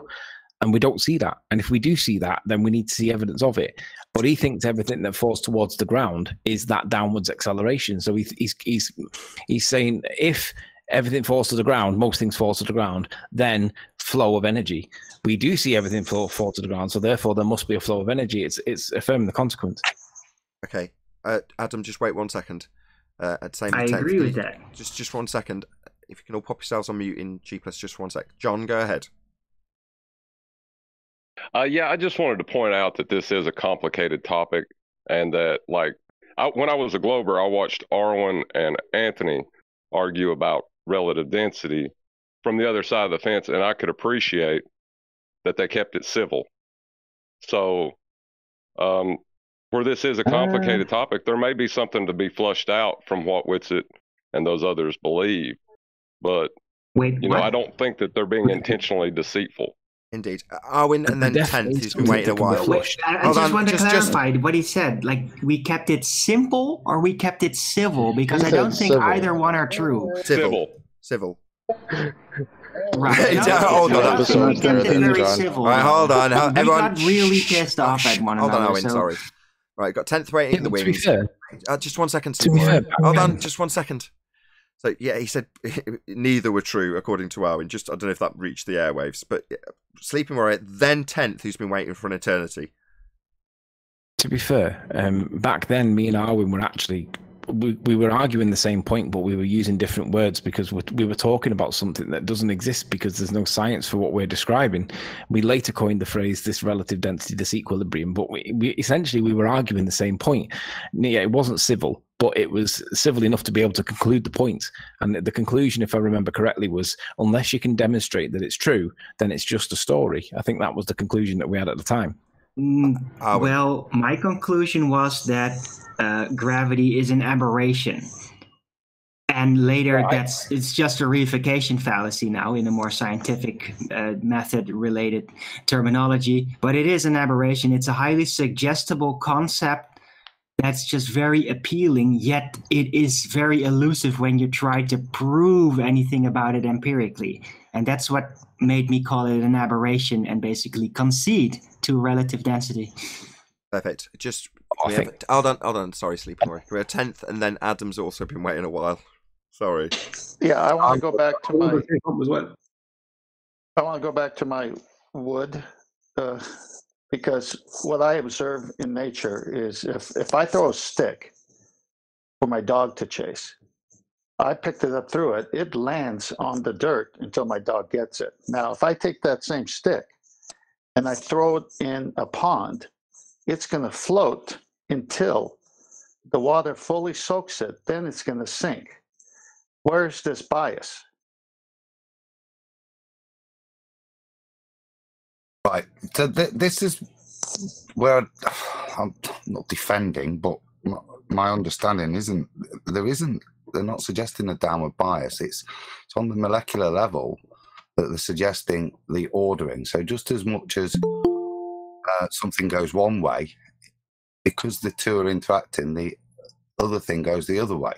So it's an equal opposite interaction when you're looking at density disequilibrium playing out for me. You're not having, even with just density disequilibrium, you're not having the thing go down. It's that way, and the medium goes the other way, and so one's going up and one's going down, relative to each other. Yeah, but there's not one thing that's just forcing its way through the other thing with a force down through it. That's not, in my understanding, in either model how it's postulated. Did say there was a downward bias. Yeah, I heard the downward bias. That's why I'm using this example, because all the time that stick is also in the air. So when it's on the ground, it's because it's denser than the air. Then when I throw it in the pond, we naturally see that. Excuse me. Can you just let him finish? So, can people just let other people finish for once? The fuck's sake. Sorry, I was playing a clip. I'm going to play a clip next. I'm sorry. It's all right. I was going to say that came from Sleeping Warrior. I don't mind. All right. So then when I throw it in the water, there's air above it, water below it. So the water is more dense until the water soaks into it and equalizes with it. I'm just sorry to into it. That doesn't happen. I'm sorry to interject, but can I just point out, just 1 second before we get into the debate. Oh God, hello. Before we get into the back and forth, can I just point out how acutely tuned to the sound of a fundamentalist zealot voice Arwin was, and everybody else for that matter. As soon as we heard it, the reaction is, "Shut up, Fundy! Stop interrupting!" And it was actually Witsit. Oh God! I'm so sorry, Witsit. I'm so sorry. I wasn't addressing the recording. I was addressing everybody in general, because everybody's being very interruptive. It's annoying. Yeah, like you right now, Arwin. Thank you. What people are saying. Yeah, that's because you're interrupting me. Arwin, you're interrupting me right now. Witsit.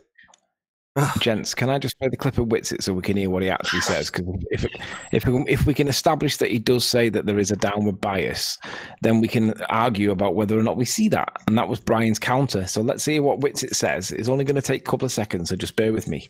No, we naturally see that everything that's a compilation of matter is electrostatic. We naturally see things have a downward bias down to the inertial plane or the dielectric plane. So you would have to specify contention here. Are you saying? So he does say that there is a downward bias towards the inertial plane. And everything's electric and magnetic. Yeah. Well, he states that we see it as well. That's not true. No, it's not true. But Adam was saying that he wanted to clarify. He didn't think that there was he did say that there was a downward bias. That is his position. He thinks that voltage or current is flowing out the sky like rain. Go on, Adam. Like I said, if you apply that on the level they're talking about, there's just as much an upward bias to the thing that we would consider less dense. Yeah. So the interaction of play at that molecular level, yeah, and it's I would say he's misdescribing it, but my understanding is, again, it's not a force; it's an orientation. I think they're described. I would agree. And I would say if things go down, and we're going to call that downward bias, then is there an upward bias for the things that go up? Because things go up too.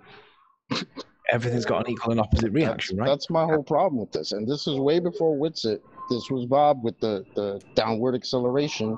And because he sees acceleration, he thinks there has to be some sort of a force. But there's not always bias is kind of depressing, you know. But there's not always acceleration. There's only acceleration in a controlled environment, like a hold on, vacuum, what which goes is up? not natural. Go on, Neil. Say it again. Hold Tell on. me something that goes up. Gas. Gases. That's it. We can't get Leaves anything leaves at the bottom of a river or wherever else. Beach ball at the bottom of a pool. Like, Yeah, but I mean, now you're in a different medium. yeah, that's the whole point. So That's the whole point, man. How about a water repellent, really light rock? Oh, hold on, Oh my Neil. God. Do you understand that that's the point? Because if I got a beach ball and I'm just holding it in the air, right, and I drop it, what does it do? Yeah, I understand that, but they have more things coming down than we got going up. That's So- all I'm saying. So there's more things going up Hold on. or going down? Okay. What does I that don't think mean? so. Things still go up. Hold on. What are you watching? Depending on what they Hold are on. and what Just one the second. medium they're in.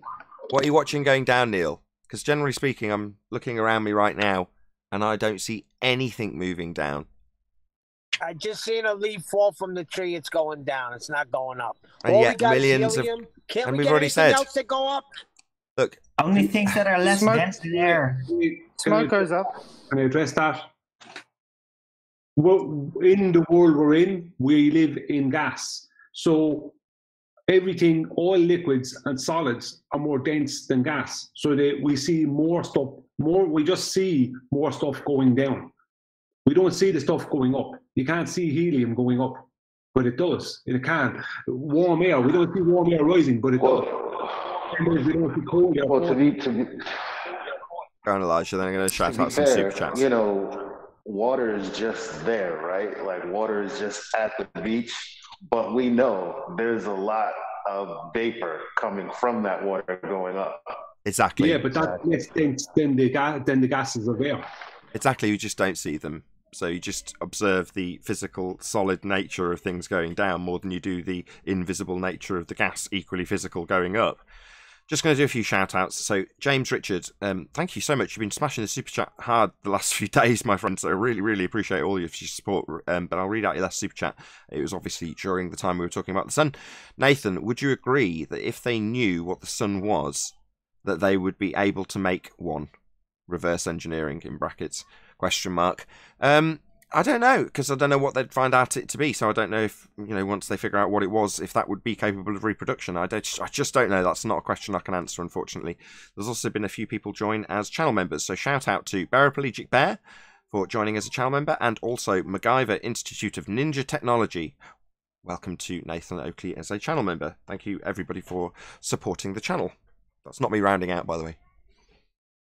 Well, I Right, just so wanna- hold on. No, now it's my turn. I've waited half an hour for the unrelated subject that I wanted to bring in through the live show, and I will, without So much for interruption of shit, bro. everybody. Just go. So we're gonna move away from the sun. Yes, yes. I've waited for half an hour to bring this up, and I will bring this up right now, right? So, yesterday in chat, I brought something up in the Nathan Oakley chat, and Nathan was there.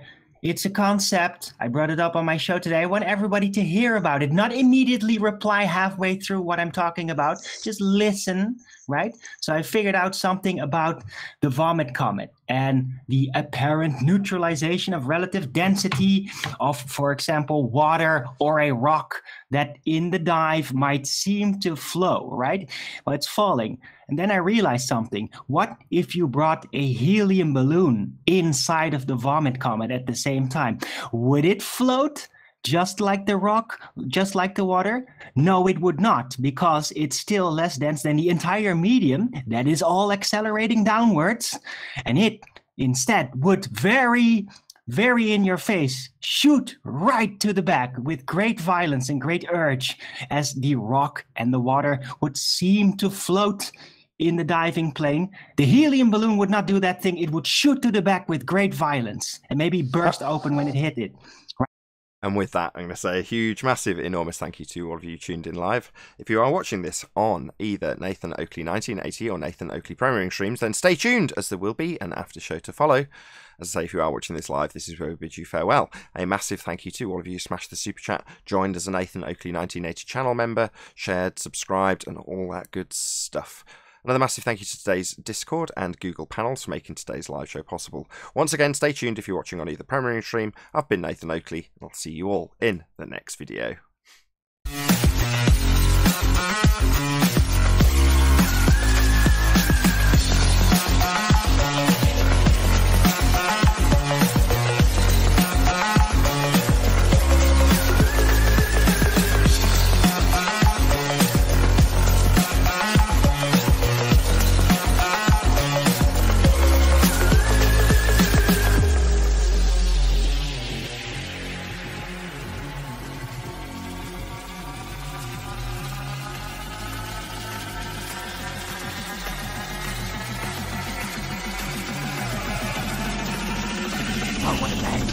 What a lovely day!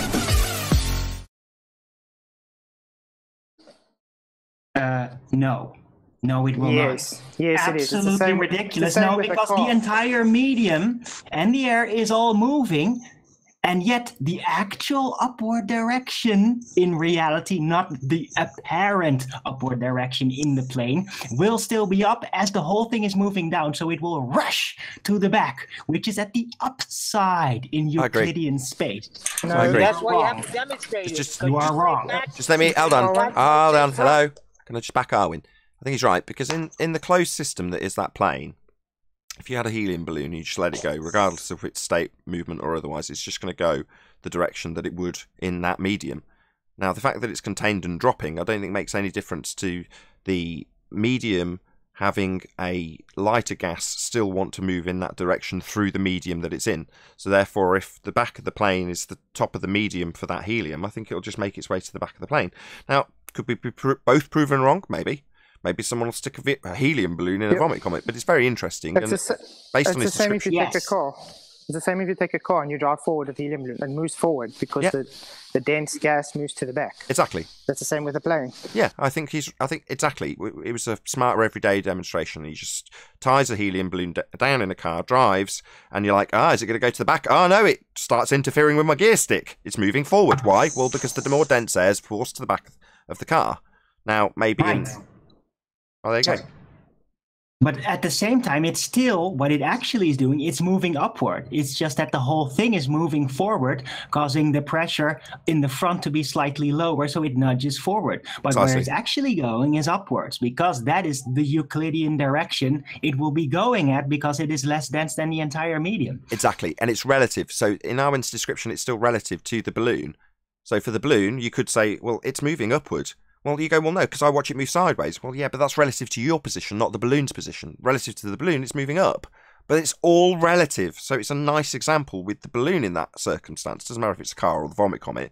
You know, you've got a parabolic maneuver going on. So you could describe it in both directions on the parabolic maneuver. Well, suddenly it's forced to the top when it's hauling ass trying to gain altitude, right? So you can describe it in both ways. But the point is that it's relative to the balloon. It's kind of a good way of describing to somebody, well, how is this? What does it mean? No, we've got an absolute down. Well, no, you haven't. It's relative. Only if the orientation of the medium you're in is moving, is accelerating in some fashion, then there is these confusing elements. But why I wanted to point this out with the vomit comet specifically is because the whole thing that they'd like to demonstrate is that, oh, look, it's all floating. It's all floating.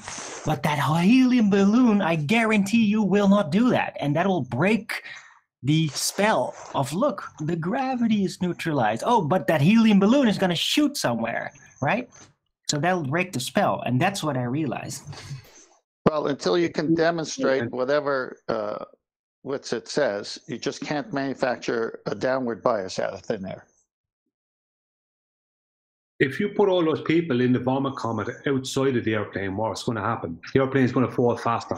The reason that they're falling is because the airplane is falling away from them, and what's happening is the air that's being pushed up behind the people are helping push the people down with the airplane. If you put those people outside the airplane is going to fall faster because it's bigger, heavier, denser. That's what's going to happen. Good show today. Right. Anyway, I thought it was an interesting concept. I might be wrong, maybe it's going to shoot forward, but I don't think so at this point through my own reasoning. But I might be wrong because I haven't personally demonstrated. It would be interesting, though, if at some point somebody would actually buy a ride on the Vomit Comet and then ask, hey, can I bring a helium balloon or two? And I wonder if they would allow that or not. Good point. How dare you? You want balloons? Not allowed. We don't allow anything fun here. So if they did bring a helium balloon, the helium balloon would appear to have more weight because it would be being pulled downwards when it should be going upwards. So it would effectively have more weight. So it would be stuck to the ceiling, but weigh somewhat on a set of scales. Obviously, it looks like on a set of scales. No, that's not what that was about. It's about what direction is it going to go when the fall of regular, more dense than air objects. Yeah, when the fall is arrested of that seems to be He wasn't trying to sidestep your point, but I still think he's got an interesting aside point to your point, Arwin, which is I think you're right, Anthony. You suddenly get something that should be moving up relative to you when you're hovering, if you will, flying, whatever you want to call it, and then you put a scale behind it. Go, hang on, it's actually exerting force on this in the wrong direction. Yeah. Hey Arwin, why use 10 words when you can use 1,000? Eh? Come on, Adam. What were you going to say? Oh, don't be nasty. The point Arwin's raised there, I think, is really. Is that an ad hom, Tony? Oh, just let Arwin. I did say he was being nasty. Just let Adam go. Go on, Adam. So the point I made was what you're demonstrating there is that within this. And Brian alluded to is within this vomit comet, we're not generating 0G. All we're doing, it's exactly the same as jumping out of a window. If everybody in the plane jumped out of a window, it'd all look pretty much the same. Yeah. In terms of disordering and falling, the experience would be the same. It's just you would perceive it differently because relatively what you can see, things would be heading towards you rather fast. Yeah. But because you've encapsulated, it's a misnomer and painted as if you've entered zero gravity. Now, the behavior of the balloon would be exactly the same. If you all jumped out the window, you'd pass the balloon on its way up past you. It's still going to do what it does because you're not introducing a no density and buoyancy scenario. You're not changing the laws of physics in that plane. You're just changing your perception of wrapping an aeroplane around you whilst you jump out the window. It's a double equivocation because what they've got is they're saying that gravity is two different things, and then they've got this description of zero gravity, or they're falling in a plane, and they say that orbit is you falling around a sphere. But then where'd you get the orbit? Well, have you got it from the well of gravity that they've got with bending space-time? It all gets very confusing, but when they're saying that you're falling at the same rate as the thing that you're falling in, well, that's equivalent to having 0G, because you would have 0G if you were falling at the same rate as the Earth, or falling around the Earth in orbit, I should say. So it's one where they convolute these two different things, this falling orbit and this attraction gravity, to give you this idea that when you're in the vomit comet, it's comparable to what they claim happens when you go out on the ISS or something equivalent, i.e. you fall around Earth at a constant rate, and therefore because you're moving at the rate that the ISS is moving with you inside it, you're going to essentially be floating around in it, therefore equivalent to the vomit comet. Does that all make sense? That was as concise as I could make that convoluted clusterfuck of nonsense that they have with orbits and gravity. Yes, that was the point to it. But and I've always thought the equivalent, it was weird because, well, what about the density then? Because again, that's why we're supposed to have you know, our atmosphere, right? But then what happens to the molecules in your body as there's a differential pressure, or should be, right, on the outside, if it was equal, but it's not. Elijah, if you did it in Wonder Woman's plane, you wouldn't have the same experience. You would just feel like you're falling to the earth. I think it's they need to move the scale one decimal place with G. So when you're talking about G and experiencing on the ground, what they have as, they define it as 1G, right? That's normal, isn't it? 0G is when they say you've gone one step left and you're actually in like this falling state with no weight at all.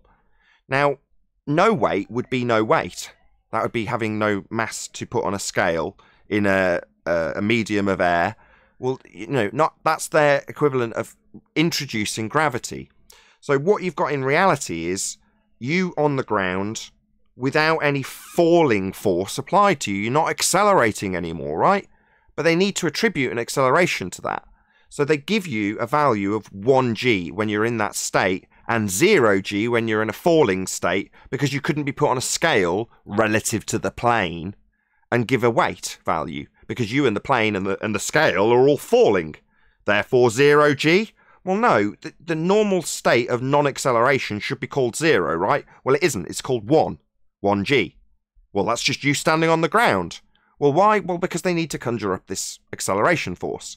That's all it is. It's like I say, that was as concise as I can make it. It is a convoluted nonsense about falling around spheres, having an accelerating force when you've got net force 0. It's just complicated intentionally to confuse people. Were you asking about what effect, Elijah, it would have on the people as far as relative density goes when they're falling? Was that what you meant? No, because that's 0 by equivalent, isn't it? 0G. Yeah. Well, are they experiencing an acceleration? Not as a force.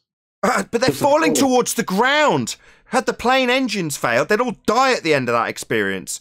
Oh, what? I didn't notice that we were going to hit the ground until the plane, and everything in it hit the ground, and we all went splat. Well, yeah, they're definitely experiencing an acceleration, but yet it's called 0. You see the problem? 1, when you're not fucking moving, is an acceleration force. Well, that should be 0, but they need to move the scale one place along so that they can have this non-force of falling around a sphere that they imagine in their maths.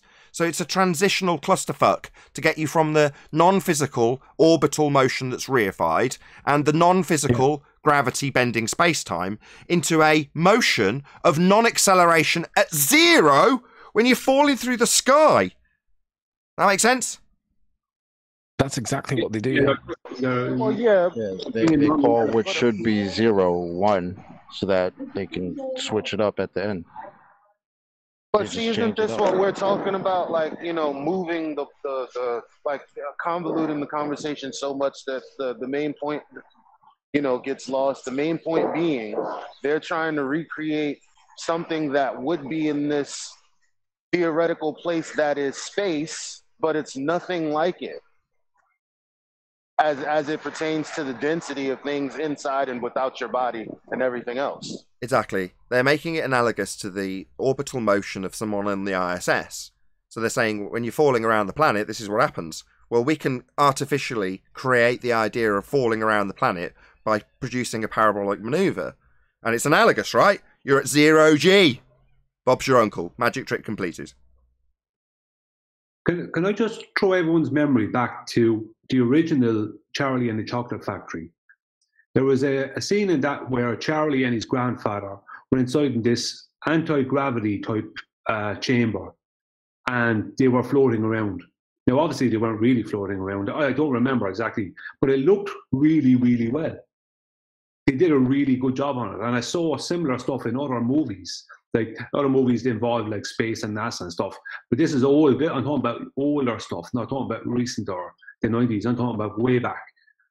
You know, that they were doing similar back in the 70s and 80s. I saw it. But I saw it in Charlie and the Chocolate Factory, which I think is from the 60s, is it, or 50s? No, the original later. one? Maybe Maybe 70s, I think. But nonetheless, it's done on trapeze. It's high wire. Exactly like they do on the ISS. It's all wire work. But yeah, they drank fizzy lifting drinks, or stole fizzy lifting drinks, and then rose up to the top and bumped into it, which had to be sterilised, meaning that they voided the contract they signed when they entered the chocolate factory. But ultimately, Charlie gives back the everlasting gobstopper, and it all works out beautifully. But ultimately speaking, they did it on trapeze. They did it on a high wire. Oh yeah, you're just saying they did a very good job of making it look, at the time, making it look more or less the same as what were actually better from what I see on the ISS. Yeah, it's pretty poor when you've got Tim Peake falling through his harness and clunk as he does his little rotation, and the harness has obviously got a bit of slack in it. Beautiful. The funny thing is, though, that even the movie doesn't necessarily promote gravity with that little gadget. It just says, okay, look, when you drink this, your density is like extremely less. Like it's like super, like almost like you're drinking helium, even though it's not actually a gas. I agree. It's a nod, isn't it? What they've got is they've got bubbles in the scene rising up, and he's describing the gaseous, fizzy, lifting drinks. And then he shows, obviously, men with high density rising up. So yes, it's very, very telling. And like with all Hollywood, I think there's people in the know that like to have a little bit of a giggle at that. Or they do it inadvertently without realising it. Who knows? Maybe it's useful idiots. I don't know. But somewhere, someone's having a bit of psychopathic delight out of that, I'm telling you. Of course. We were talking about... I was on with Roxanne last night, and we were talking about that James May vacuum chamber thing that he did on TV. Do you guys remember it? Oh, my God. So bad. And in the vacuum chamber, the cameraman shows that there were James May, and then there were two pilots that had the like Top Gun style helmets on with the goggles, and they were both exposed with natural flesh around the chin area. And they showed them that they're inside. They close the vacuum seal door. They turn the pressure up, or they remove the pressure, and the vacuum. Obviously, the vacuum starts to be created. But the blokes are still in the room. And I was telling Mark Sargent, I said, "Do you remember seeing that?" And he was like, "No." So we get it on and we start showing it. And sure enough, these two blokes are in the vacuum chamber with James May. Yeah, bro. It was horrible. Like, you've got him in a full suit, and the whole purpose is for him to test the suit. But then you got these other two guys in there, not wearing the suit, but they're still in the same chamber. Yeah. What? So when they said they're taking the piss, I think he's right. They are taking the piss. I mean, that was either really bad editing, or they are just taking a piss, man. Because I don't believe that you could say the purpose of this is to test this spacesuit in a vacuum, and then you got two guys in there not wearing the thing, and you close the door and they're still in there. What? Somebody messed up. Yeah, duper's delight. So a psychopathic trait. Have a little chuckle at the expense of the person that's not in the know.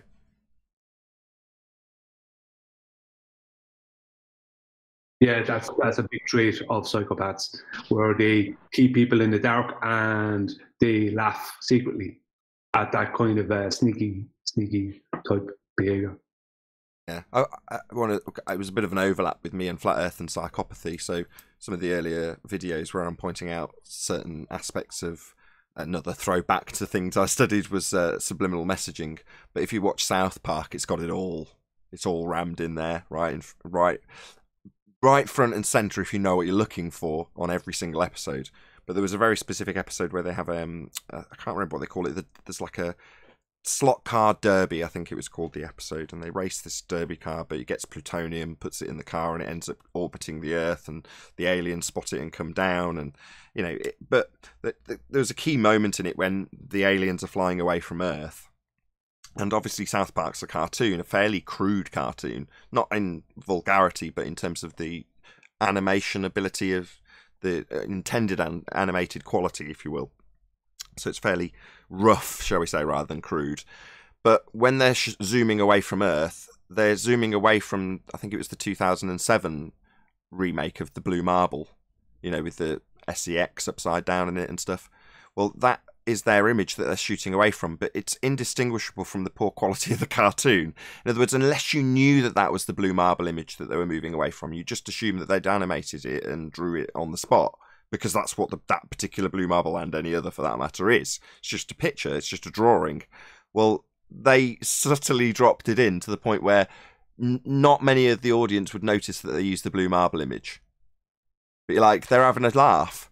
And the line, as they've got the blue marble in the background from the alien, is there's something not quite right about that planet, as the blue marble's in the background. And as soon as I heard it, I'm like, yep, somebody's having a good laugh at us. Yeah. Yeah. And if it's South Park, they definitely are having a good laugh at us. I can't believe you still watch South Park, Chocolate. South Park is amazing. South Park is great. Crazy. I don't watch it anymore. I don't have TV anymore. But I mean, back in the day, and occasionally when my wife blags free Netflix or gets a trial or something, if there is South Park, I will stick it on to see what, because it's a lot of it's current events, because their animation schedule, from what I understand, is very fast. That's why it's a bit rough around the edges. But it means that they can literally get stuff into a plot a day or two before it goes out. I mean, literally, they can slip something in really fast and have it be bang on current events, you know, and the humour of the moment. They do it all the time. They turn out a whole show in 1 week. They have some good sources. Churn out a show in a week. So by the end of the animation schedule, you can still drop things that have just come out that day, early news reels that have come on their RSS feeds. They can drop that into the cartoon and still get it into production to be finalised a day later and then literally broadcast the day after. That's what. Well, Chocolate, you remember when they did when Trump got elected in 2017, 16? Oh, hold on. Rams, you were trying to say something, man? You've been trying to speak for a minute. I was just saying that's what South Park did in when Trump got elected. The television series aired at about the same time the election happened, and they were able to sort of adjust the show as to the results of the election straight away.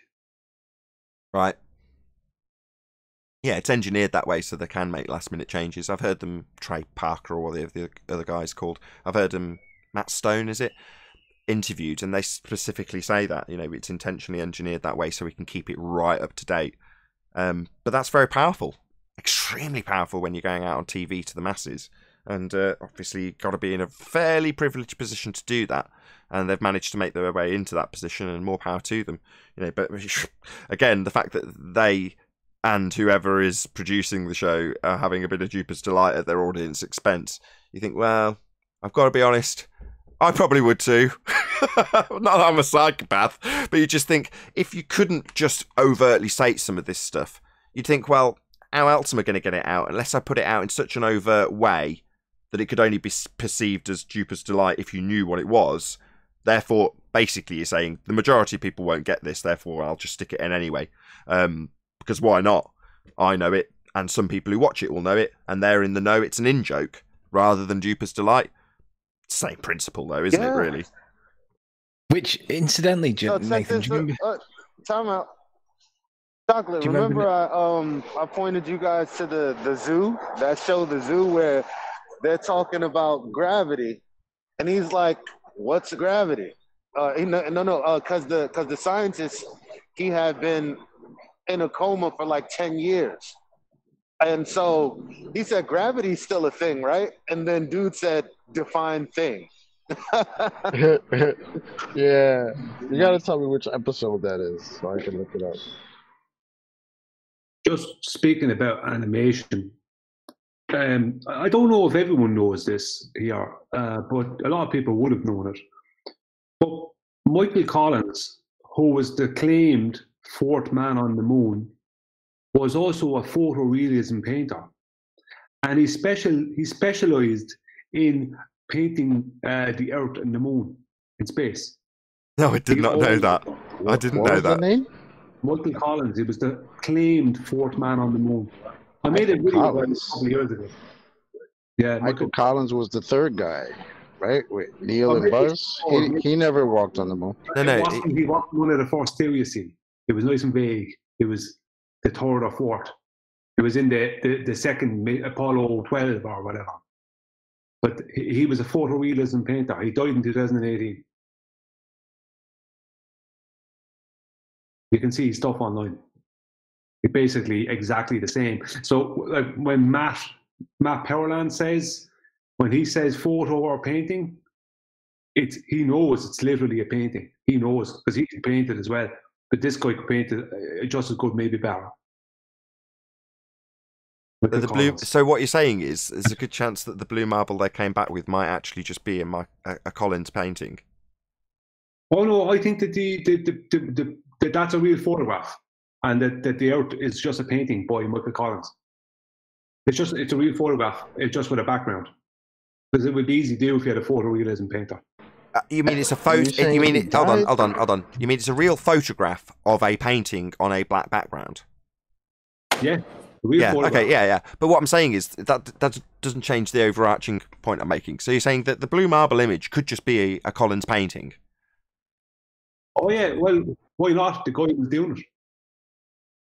Yeah, I'm not disputing that it's a painting, by the way. I'm disputing that it could, from actually, you can name the painter, and in this case, Michael Collins. Yeah, that's my point.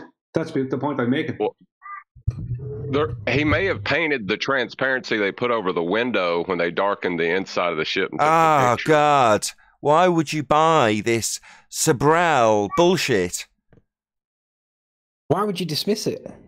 But why would I dismiss something that has come from the lenses and cameras of outright proven liars? Oh, I don't know.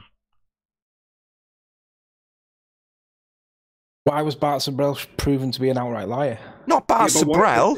Not Bart Sabrel. Do you think Bart Sabrel offers anything other than he's getting thumped in the face when challenging the astronauts? No. The meat and actual substance to his videos were the bits he got from NASA. That's the entirety of the credibility of anything he has to say is based on the story that he just so happened to get that reel from NASA. Well, what are any reels from NASA? You've got Dilly Gill pulling apart the stuff they actually release. The fact that Bart Sabrel claims to have had something that's a bit iffy. Well, so what? All of it's bloody iffy. Do you think that that's got any validity? Are you having me on?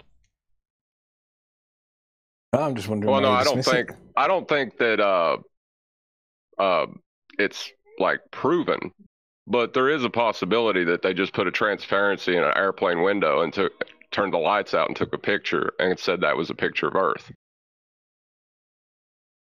Just sounds like an alternative narrative to have pulled apart so you can prove that that's wrong for whatever reason. Where are they claimed to be? Oh, in space, in orbit, halfway to the moon.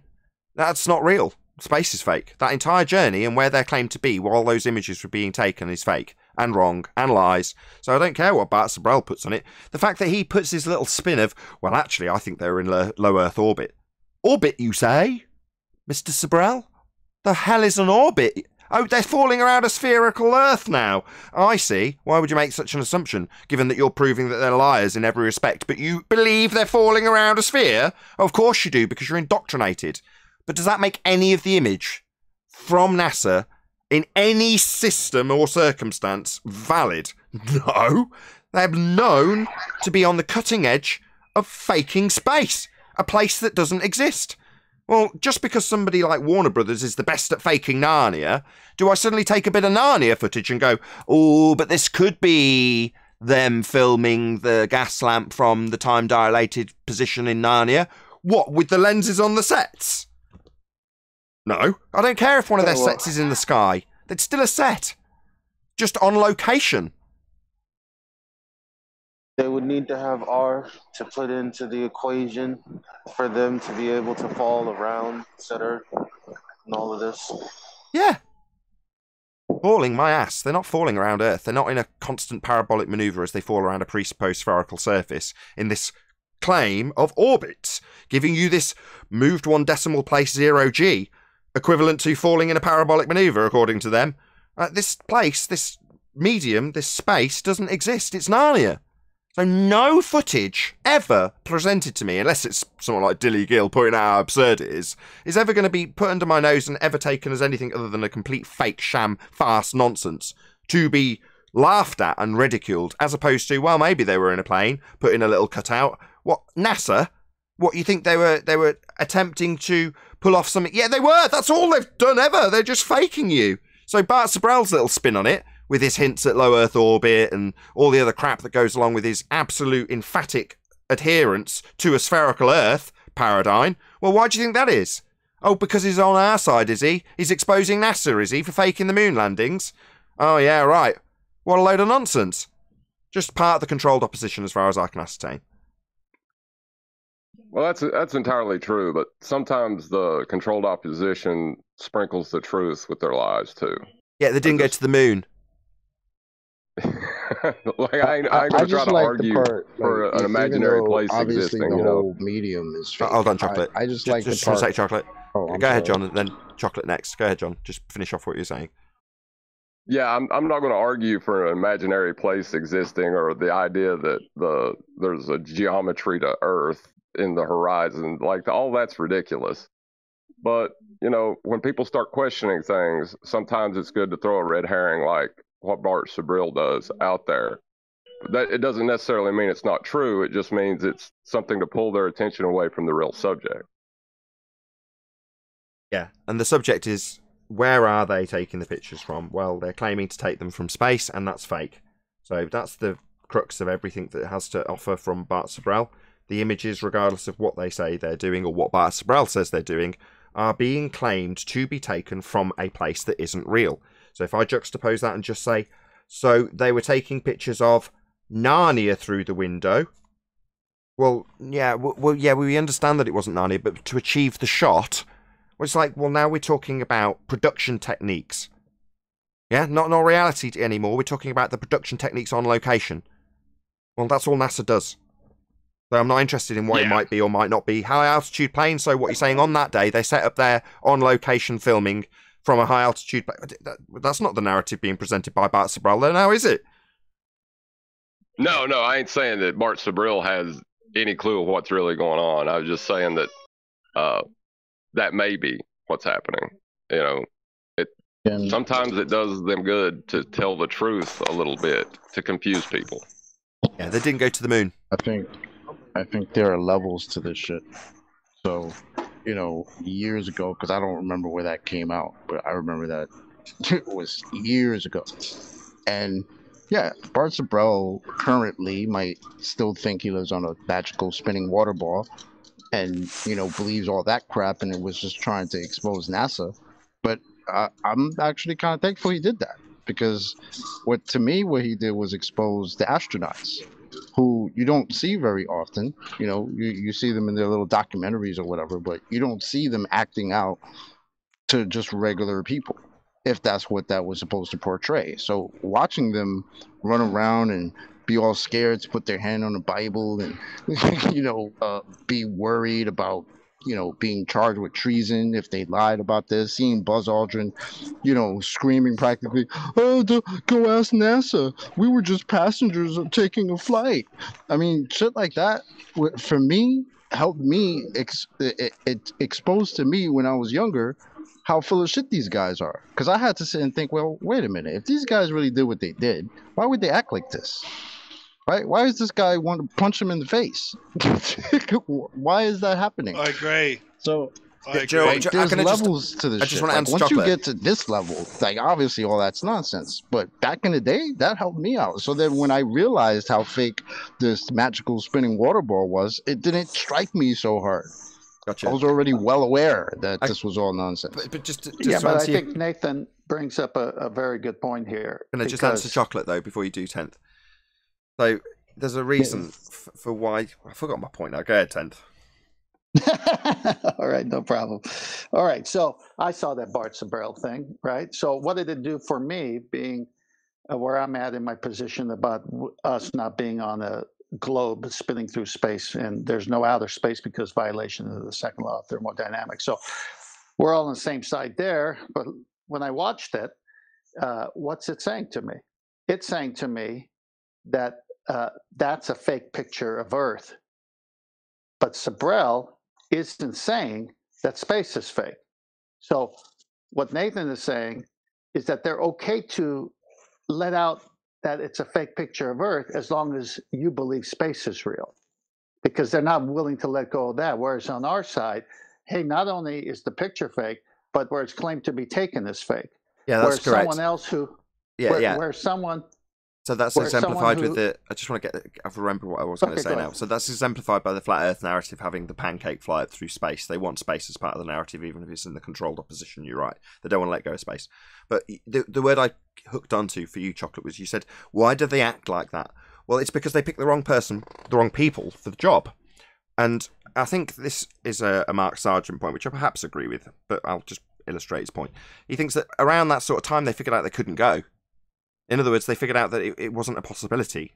Maybe they figured out that space was fake, or they couldn't go through a certain altitude, or whatever. They couldn't get to the moon. That's the bottom line. And who were they putting in charge of actually attempting the missions? Well, they were putting trained, qualified airmen. People who had a job in terms of aviation, correct? You see Neil Armstrong actually testing some of the landing equipment and then bailing out of it and then landing. So these are airmen. Trained, qualified, experienced. Exactly. Well, what did they need? They needed actors. And that's what they've got now. They've got some very good actors. So when they came back when I was and watching that, I was like, this is so weird. Why are they acting like this? Because they'd got professionals who were hoping and training to go into a sky vacuum and visit the rock they claimed was in the sky vacuum called the moon. And at some stage, they were told that's not going to happen. They probably didn't tell them why it wasn't going to happen, but they, at some stage, had to transition from airmen to actors. And that's not a good transition. So that's why they did such a terrible job. And from there on in, they employed actors to do that job. Because there's no one going to that place, and they obviously found out halfway through, having employed people to attempt to do it. Well, that was very bad in terms of how telling the, performances after the fact, when they're all not acting on top of the world for having travelled to the moon, looking like their cats just died when they're being interviewed, and being very vague and non-specific about the things they did or didn't see. So that's what they ended up with, because they had the look of disappointment written all over their faces after having just achieved the most amazing thing in the world. No, it's not that they're just very cool under pressure either. They look disappointed, and you can tell why, because they didn't go. We all know that now. Well, they've had to continue that narrative for whatever reason now, and that web of lies is getting more and more strained. So, regardless of they're having the correct person for the job for faking Narnia, that would be an actor, and they've got them now. It doesn't make it any more believable. It's just a Hollywood narrative being played out in very low resolution fuzzy film. It's just garbage. But there we go, they've got to keep that lie going for some reason. I hope it dies on its arse naturally of its own volition. And throughout the 80s and 90s, it seemed to be going that way. I can remember Simpsons episodes where they've got Bart diving over the sofa and fighting with Homer over getting batteries back into a remote control so they can turn off, quote, yet another boring space launch. They tried to kill it and make it seem boring and dull. Can I share my screen, Nathan? I just want to show something, if that's okay. Sure. Thanks. Second now. Just one more thing. Do you think the Challenger faking killing all those people was to inject excitement into this ridiculous notion of space? Sorry, do you want to put it on the screen you want, Brian? Because I've just got... Hold on a second. Hold on, Chocolate. Sorry. I've just got endless thumbnails at the moment, Brian, so do you want to put it on whatever page you want? Because you've changed your whole screen. I have to talk while I'm doing it. That's why John was asking a question there. That's what it was. This, I think, I'm going to show two illustrations here. And one is from the era, the same era as Michael Collins would have been. This, I think, could be one of his. I'm just going to show it something, right? Now, if you can all see it, I'll make it a little bit bigger if I can, right? This whole area here is obviously an illustration, right? This whole part here. And this was all his photographs. A lot of them were like this, all his paintings were like this. But the background of it is different. What I'm trying to show you. I'm just going to make this. Now, if I take away that and just leave just that part, just the earth. I know it's a bit small for you, but you can see that doesn't look any different than what we were shown in the blue marble. There's not a whole lot of difference there at all. And this illustration is from that era. And I'm just going to show, this is another one here. This is from National Geographic. Now, this is similar, not the same, but similar. But this is a bigger, closer, whereas this one here is more like Michael Collins's ones. I can't find them. It's like I've tried different search terms and I can't find them. Google won't give them to me, but I could find them 3 years ago. But if you look at that little globe out there, it looks very like what the blue marble is like. So I just wanted to throw that. There's no doubt about it. It's a photorealistic painting. You know, I've never doubted that. You know, photo or painting from Math Powerland. Check it out today. Yeah, it's just that the trick they used, that Michael Collins did, was he'd have something in the foreground that it's not something in the foreground that is not like photorealistic, but the background, the moon or the earth as a globe, they were always looked real. Or as real as they were to present it as being real in later dates. Yeah, it only had to be as good as the blue marble. Which brings us nicely back around full circle to South Park in the initial part of this conversation, where the same principle applies, right? You've got non-photorealistic South Park with the blue marble behind them. Yeah, exactly. Something not quite right with that planet.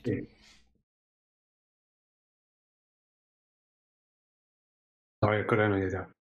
I was just saying the quote from that South Park cartoon. There's something not quite right with that planet. Weren't they right? I'd be heartbroken if I was one of those original astronauts. You put into a position where you've got to lie your ass off permanently till the day you die. And from the most exciting, exhilarating anticipation you could imagine, I'm going to go to that rock in the sky, because that's what I think it is. I'm going to go through the sky vacuum, because that's what I think it is. And I'm going to arrive, I'm going to land on it. Hasn't gone so well in the testing stage, but we're working hard and persevering. I've got my team behind me. Just thinking like Neil Armstrong. And then one day, some dude comes to you and goes, yeah, you're not going. But we've still got to actually tell the public you have, so that there's a new plan. So that's what we're doing now. Well, they better hope that their intentions aren't tallied somewhere. And in the meantime, you got to think at the back of your head, well, the first crew that was supposed to do this, the captain of that crew was very outspoken about how this was not going to work. Even went to the extent of hanging a lemon on the thing, and then they barbecued him and his crew. Well, that's an allegation you don't want to necessarily put around. He did die because of a high concentration of oxygen in the capsule when they tested it and it set on fire. But yes, he had previously, only days earlier or weeks earlier, I forget which, put a lemon on it and said, from an engineering point of view, this is a bucket of bolts and isn't going to get us to where we need to go. And we can't even communicate between two buildings in JPL. How are we going to communicate between us and something that's 240,000 miles away or whatever? So, he'd had put his criticisms up and you're like, well, you don't need that. You need an actor. You need somebody who's going to say, exactly. Woohoo, we go to space, woohoo! That was Grissom, right? Yep, Grissom, yeah. Grissom. Well, see, but that's one of those things for me that helped me along in this journey, because people, you got to know how people act, right? Somebody would have been able to get to the moon, get out, walk around, play golf, do all this crap, right, and then come back and then be sad about it, look absolutely devastated. There's no way. There's no way. Even with Bart Sabel running around after all these guys, how can any one of these guys act that way? I would be. I mean, me personally, obviously, this is just me speaking of myself. But if I had come back from the moon, bro, I need a cape. I need a theme music. I need a band walking around with me, because I'm the guy that just came from the moon. Are you kidding me? My son said it was the quarantine. It was clustered. Oh, yeah, okay. Changed their whole attitudes. Yeah, all right. Yeah. Yeah, quarantine will do that to the most exhilarating experience man could imagine. With that, I'm going to say a huge, massive, enormous thank you to both Discord and G Plus panels for making today's after show possible. Of course, a massive thank you to all of you in either Nathan Oakley 1980 or Nathan Oakley Premiering streams for hopefully smashing the super chat, liking, commenting, sharing, subscribing, and all that good stuff. Be sure to check out nathanoakley.com and the Flat Earth Debate Forum to keep up to date with the community debate. I've been Nathan Oakley, and I'll see you all in the next video.